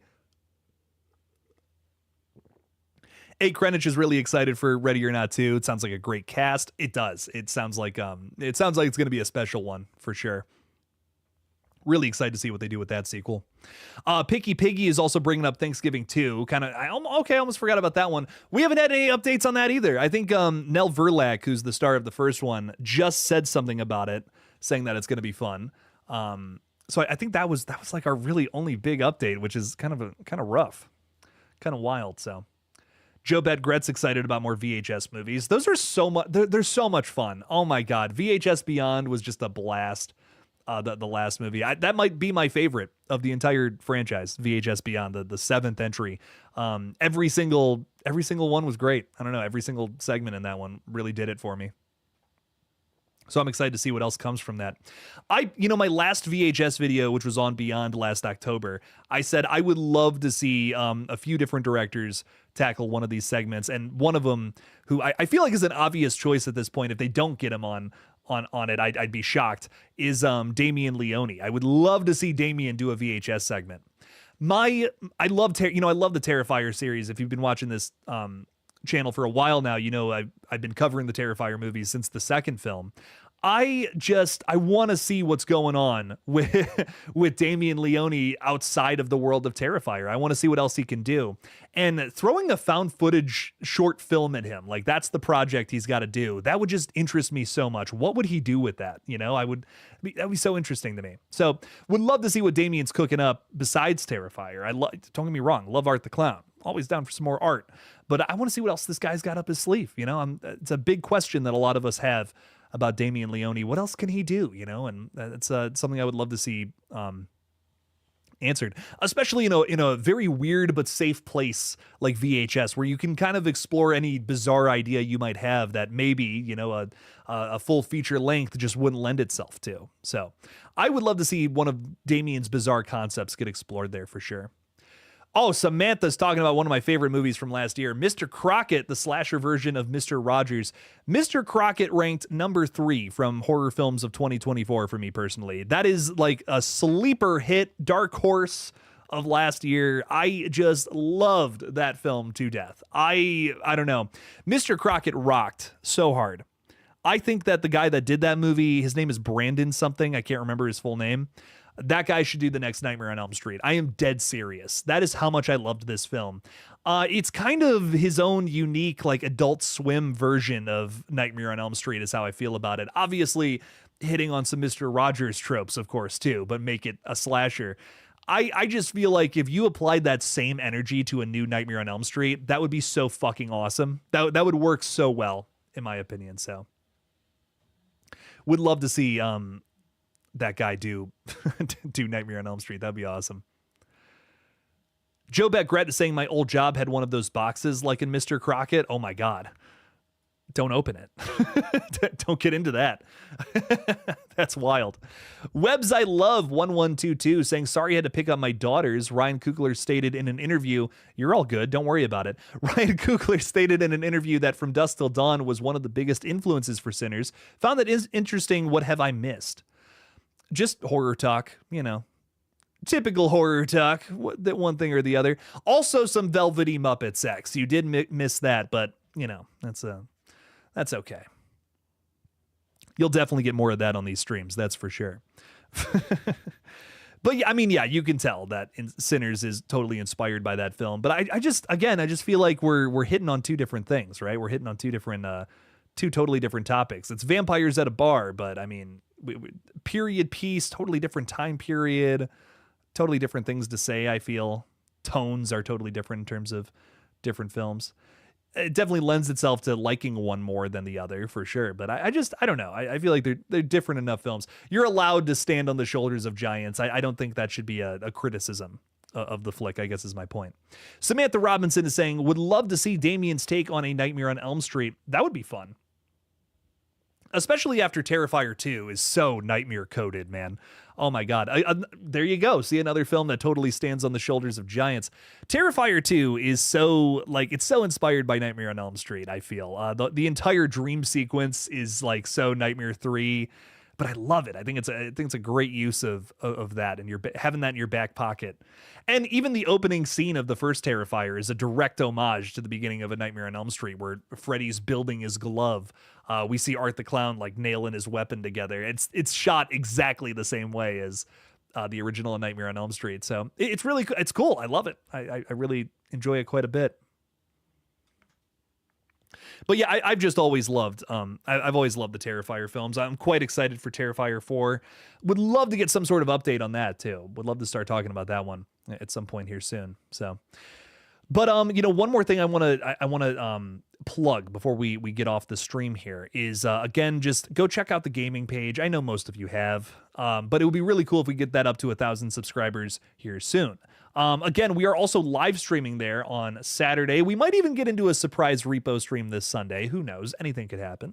But we're streaming there at the same time as we went live here today at 3 p.m. Eastern time over there. We're going to be playing Dead by Daylight, and if you're Scream fans, which I know many of you are, we're going to be fighting ghost faces in a new Dead by Daylight event, which is going to be really fun. I can't wait to do this. It's honest to God, we did one stream already of this, of the 2v8 with Ghostface.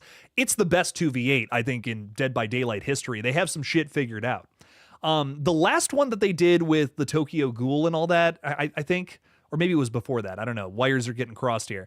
The last 2v8 they did, the killers just had way too much of an advantage. I remember Madison and I were just getting so pissed. We were just like, we can't do it. We're just dying the moment we get in here. This is crazy. But I feel like it's more even now in Dead by Daylight, which is cool. So we're doing another stream of that very soon here. And I will also have a video up on the page soon. Literally the next video I do, playing as Ghostface for the first time ever on the page, which is going to be fun. So from the killer's perspective, you'll see that one too. So that's coming. That's on the way. I'm filming that this afternoon, actually, so that video's coming. But definitely check out GullGotha. Give it go subscribe. Check it out. It's a very fun page. And like I said, some ghost face shenanigans is happening over there. So if you like Scream, I think you'll dig that a ton. Minty Mint Francis is saying they need to make a movie about a dark web.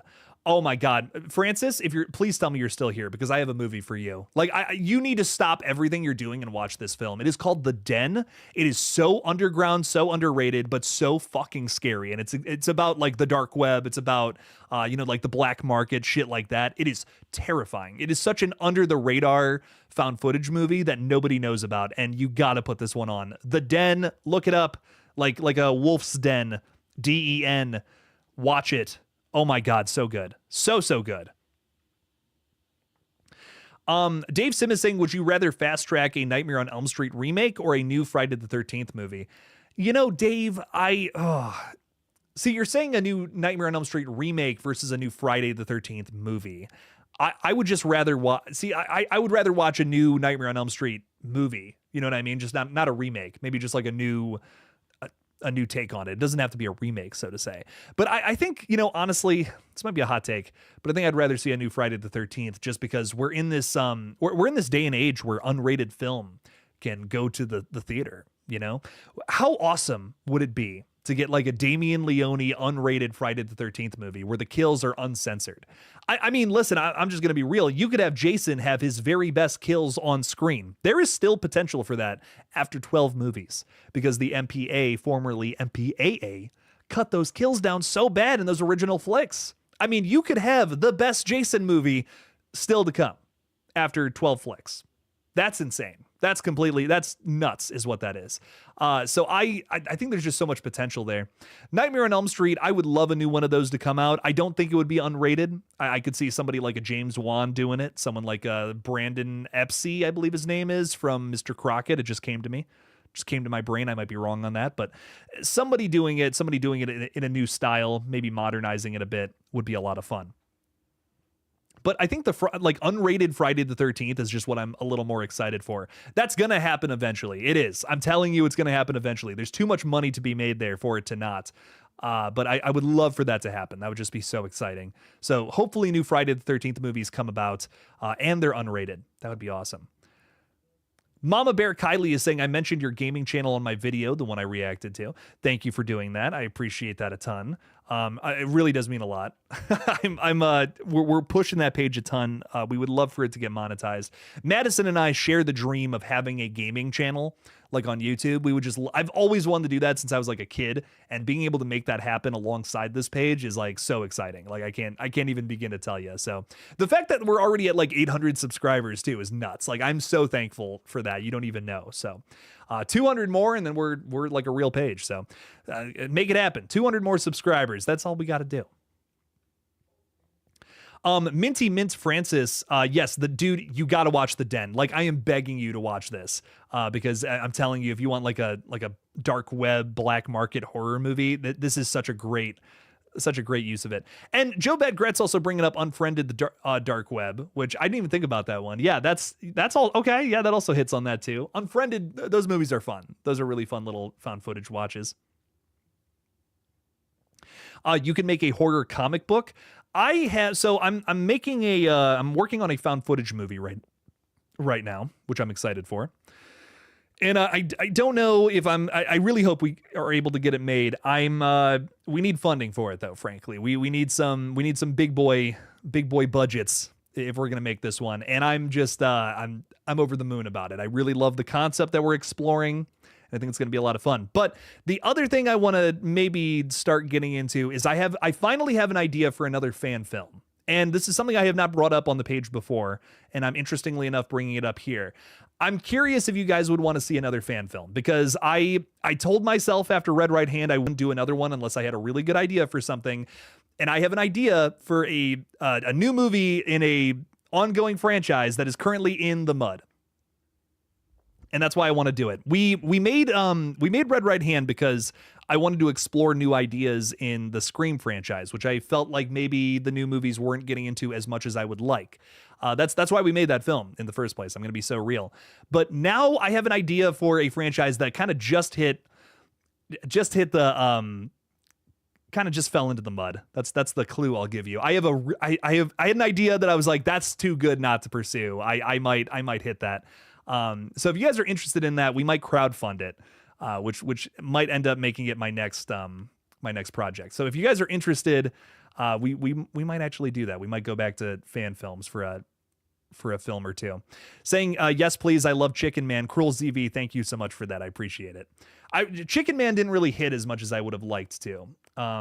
Otherwise I'd be pursuing that a little more, but I do have a feature idea for that as well. Maybe sometime down the line gets a little more love, but we have a fan film idea for something. It would probably only be like a 15-20 minute thing, but oh man, it was like it was like striking oil is what I'll say with it. That's a clue. That's a clue. I'll give you that much, but oh man, I would love to do that. Cruel ZV, how are you, my friend? I know you've been hanging out on the gaming streams and just popping in here. What's up? Are you excited for I Know What You Did Last Summer? Let me know in the chat. Let me know in the chat below if you are. I'm excited for it. I think it's going to be good. I really do. We've been talking about it quite a bit here. Samantha saying, yes, can you please make your fan films available for everyone? I loved Red Right Hand. Red Right Hand's available for everyone. That's on the page. You can just watch that. There's no ads. I specifically made sure that there would be no ads on it either, so that you could just watch it uninterrupted. That's on the page. Yeah, you can watch that one.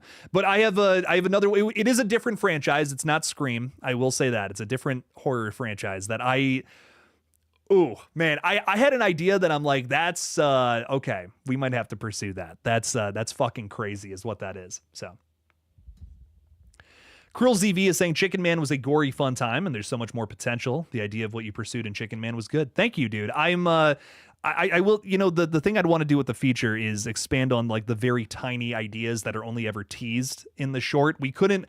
I just feel like we wouldn't have done them justice if we were to try to make that all happen in 10 minutes. There's a lot of like twists and turns and lore things that we couldn't get into with Chicken Man. There's also a lot of things where you're just looking at it and you're like, this is really cool, but does it mean anything? And the answer is yes. I do have some, there's a reason why he pops a gigantic hamster-sized cyst on his stomach at one point. I promise there's a point to it. There's some body horror with Chicken Man that we can only ever tease in the short film.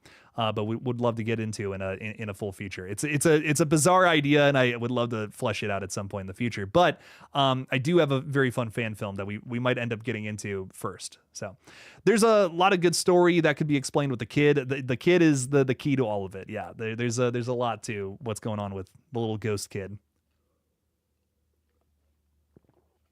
But yeah, I'm something I'm thinking about exploring. Something I might crowdfund later on this year, maybe. I don't know. We'll see. But I definitely we have a very crazy idea. I don't even think it wouldn't even cost that much, genuinely. I think it might be we might need like double what we did for Red Right Hand. Maybe like it would probably be like a $10,000 budget, if I'm being honest, and it wouldn't be too many actors, which would be nice. I mean, I think like 10 people total is what we would need, but yeah, I'll stop talking about it. I'll let everyone sit in that I'm considering doing another fan film. Picky Piggy saying, I'm not sure if you answered this question, but what's your favorite holiday horror movie? Mine is all the Halloween themed ones and Thanksgiving. Halloween. Halloween is a great choice. Thanksgiving is a great choice too. I love Thanksgiving. It's really fun. I'm trying to think, what's my favorite holiday horror film? Halloween is such like, I mean, it's so hard to say anything but that. I think I love that one. Really trying to think of another one that's like maybe doesn't get as much love. Man, you know what? I love Silent Night, Deadly Night. That's a really good one. I feel like that doesn't get enough love. It's Killer Santa, and it's a little cheesy. It's a little fun. It's got some great kills in it too. Really solid 80s slasher, I think. Dave Sim is Chicken Man on the channel. I remember when you were making it, but I've never seen it. Love to watch it. It is, so if you go to my channel and you go, I have a production studio channel, basically. It's Human Egg Productions, which is kind of named after Chicken Man. I'll put the link in the chat though, just so you guys can see it. It is over on that channel. It's been up for a couple of months now. And it's a fun little short film. It did okay. I was hoping it would do better, though. I'll be honest. We were kind of like, we had a goal in mind for amount of views it would need to pursue a full feature. But it's a short film that I wrote, directed, and I play the killer in it. That's the link that's going up right now. And it's my first original, you know, so take it easy on me. It's my first original film. And there was I'm very proud of it. I'm actually quite proud of it. I think it's a major step up from Red Right Hand, which I think is just kind of atrocious now. I don't love it, knowing all the things that I know now. But I'm very proud of this short film, and I don't know. I think it's cool. I think it's a cool start to something, hopefully. So check it out if you haven't seen it. It's a slasher. It is we tried to do our own, like, the approach was very similar to the original Terrifier. The goal here is to showcase a killer. Here's what he's all about. Do you guys want more with this? You know, that was absolutely the goal with that short film. So if it's something you're interested in, check it out. Teddy is hanging out with us too, the goated Brit, saying, Jake, you stud muffin, hope you're well. I hope you are too, my friend. I know things have been crazy on your end, but I really do appreciate you hanging out playing video games with us a ton. So that really does mean a bunch. So thanks for being here. Thanks for hanging out. Thanks for being here, Teddy. Means a lot. I'm excited to play some more games with you sometime soon. So Samantha saying I should make an Evil Dead fan film. Here, you know, Samantha, what's funny is we're doing a found footage flick that's very Evil Dead inspired. That's what I'll say. That's what I'll say about that. So it's not quite the same thing as Evil Dead, but it's Evil Dead inspired. So definitely something bouncing around my brain right now. Minty Mint Francis is saying they are going to make the Backrooms movie, which we finally just had an update on, by the way. We have cast members for that. What's her name? Christina Maloney or whatever, who's on The Penguin, just joined the cast. That's awesome. That's so exciting. And Poppy Playtime movies, and of course Bendy. I'm really excited for a Poppy Playtime movie. I fucking love Poppy Playtime. Huge fan. Really enjoyed the video games quite a bit. I have not posted my playthrough of chapter 3, even though I have filmed it. I just have not sat down and actually edited it. I'm actually thinking about reshooting it because I'm that anal about things. But man, chapter 1 and 2, I love the Poppy Playtime. I'm really loving the big lore that they're building with that. It's just a really cool story that's unfolding. So I'm really excited for that. I've never played the Bendy games. I don't even know what they are, I'm going to be honest. Had a lot of requests for that over on the gaming page, though, to play that. Christine, thank you, saying I love that you guys make your own movies. Thank you, dude. Yeah, we're just, you know, I don't think I have any goals in mind, if I'm being honest. I don't think I have any like, I want to be a big director in Hollywood. I really don't. I just want to make my own little weird movies. If I'm just able to, you know, fund some short films and maybe make some features here and there, I'm happy. That would be awesome. I just love, there's so many weird things that I would love to do. And I think YouTube is my space for that, honestly, the more I think about it. I've heard some, you know, I've had the pleasure of talking with a lot of people who do make movies, and it just, I don't know. For me personally, I'm someone, I just want to make my own little weird thing and get that out there. If that's in the form of a short film, cool. I'm happy with that. That makes me happy. I just want to be able to put out those weird ideas that I have. And I guess that's all I'm looking to do film wise. And that's okay. Joe Betgret loves Silent Night, Deadly Night, but Mother Superior should have been unalive. That's really funny. Yeah, there's some devious characters in that one for sure. There's some brutal stuff going on in that one in terms of trauma too, which I think is interesting. The 80s have such a weird and maybe hasn't aged so well look on trauma, but it's still interesting to like look back at that. It's almost like how I love watching old movies that have like retro futurism in it, like what they thought the future was going to look like, and the things that they're right about and the things that they're wrong about is always interesting to me. And I feel like there's a bit of intrigue there with a lot of 80s slashers dealing with trauma, where it's like, ooh, I don't know if all that aged well, but it's interesting to see what the times were thinking about in terms of those things. Mama Bear is saying, I haven't played Poppy Playtime Chapter 2 yet. Do you think I should post myself playing? Oh yeah, listen, I've only played chapters 1 through 3. Chapter 2 is probably my favorite so far. Chapter 3 is really fun, but it gets really complicated. Chapter 2 is fucking sick. So no, yes, absolutely. Play through that one. That one's fun. Chapter 1's cool, but it just kind of feels like an introduction to the story. Chapter 2 is when you really get into the meat and potatoes of it, I feel. Ayush Mittal is saying, hey, new to the horror fan base, is there any movie before these that I need to watch before I Know What You Did Last Summer. Well, first of all, welcome. And just so you know, this is not a place where we're going to gatekeep shit. If you haven't seen movies, that's perfectly fine. I will recommend them to you, though. I see so many, I say that because I see so many horror communities that will have, someone come in and be like, oh, I haven't seen a bunch of classic horror films, and they'll get ridiculed. And it's like, no, what? No, if you haven't seen a classic horror film, I will recommend it to you, and you should totally watch it. But there's no pressure either way. For the record, everyone is a horror fan, whether you've seen movies or not. Doesn't matter. Come on now. There's no such thing as you're a bigger horror fan than me. Shut up. You're all horror fans, and it's wonderful and it's great. But for I Know What You Did Last Summer, I would recommend watching the original. And if you liked the original, watch the first sequel. You do not need to watch the third film. I promise. I promise you don't need to watch it. But watch at least the first one moving into this new film that's coming out in 2025. That will give you everything you need to know about what I Know What You Did Last Summer is kind of all about, I think. It's so late 90s. Like late 90s horror is just so like meta and fun and over the top. Don't expect really gruesome kills, but expect really fun characters to follow. Some really attention to detail in those regards. So give it a watch and tell me what you think. I'm curious. I have mixed feelings about the original I Know What You Did Last Summer, but I am very excited for the 2025 movie. So give me your thoughts. Go watch it and then come on back to these streams and let me know what you think. Picky Piggy loves Silent Night, Deadly Night. The remake was also really good. I liked it. I liked Stephen C. Miller's movie quite a bit. If you guys haven't seen Werewolves, by the way, from last year, that was a really fun one. I had a very good time with Werewolves. One of my favorite modern werewolf movies, I think, for sure. Samantha saying, also thought by 2010 we'd have flying cars, but instead we got blankets with sleeves. This is true. That's retro. That's probably the best example of retro futurism is in Back to the Future 2. They thought we'd have flying cars by 2015, right? But we didn't.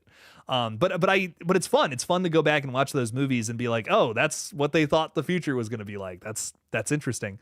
Alien, I feel, is another good example. They have all the, like the spaceships with the old school computers in them, but like computers look so different now, obviously. But I don't look at that as a mistake. It's just like what the time period thought the future was going to look like. And I think that's actually a great element to older films. It's like another thing to pay attention to study,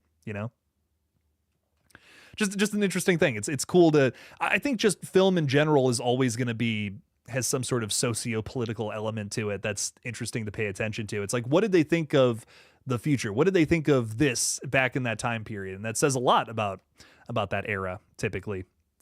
But that's interesting to me. That might be weird to some folks. But anyways, Ayush is saying, so there are 2 movies and 1 TV series in the franchise. So there's 3 movies and a TV series so far for I Know What You Did Last Summer. You really only need to watch those first 2 movies. The television series is sort of a reinvention of the entire franchise as well. It's kind of just its own secluded story. I wasn't crazy about the TV series. I just got through about half of it. I don't know. I personally didn't love it, but if there's anything you need to watch, at least that first movie, to check out this new one. I hear that there's going to be some elements from the sequel, but that's like, if you enjoyed the first one, watch it. You're probably not going to miss too much going into the 2025 film. Really, the starting place, definitely watch that first movie from 1997. It's got a great cast. It's written by the same guy who wrote Scream. So there's a lot of things to love about I Know What You Did Last Summer for sure. So definitely give it a watch. But yeah, the must see going into the 2025 movie. Watch the first one for sure. All right, ladies and gentlemen, I think I'm going to sign off here. Madison, my fiance, is dropping by this afternoon, and I'm very excited to see her. We have a very fun weekend planned out. We're going to watch some movies. We're going to go hang out with some friends and chill because this has been an insane week. I'm really excited to rest a little bit. But again, we do have some streams coming up tomorrow at 3 o'clock on the gaming channel. Check it out. We're going to be playing some more Dead by Daylight. We also have another stream on this page, 3 o'clock as well on Monday, which is going to be really fun. And Picky Piggy, I am going to be playing some Poppy Playtime sometime soon. So I'm going to get through the other chapters, which I only have the first 2 up on the page. But thank you all for hanging out. Really appreciate you a ton. We'll be live again on Monday on this page and live on Saturday for the gaming channel. See you all again soon. As always, don't forget to kill it out there, y'all. Peace out.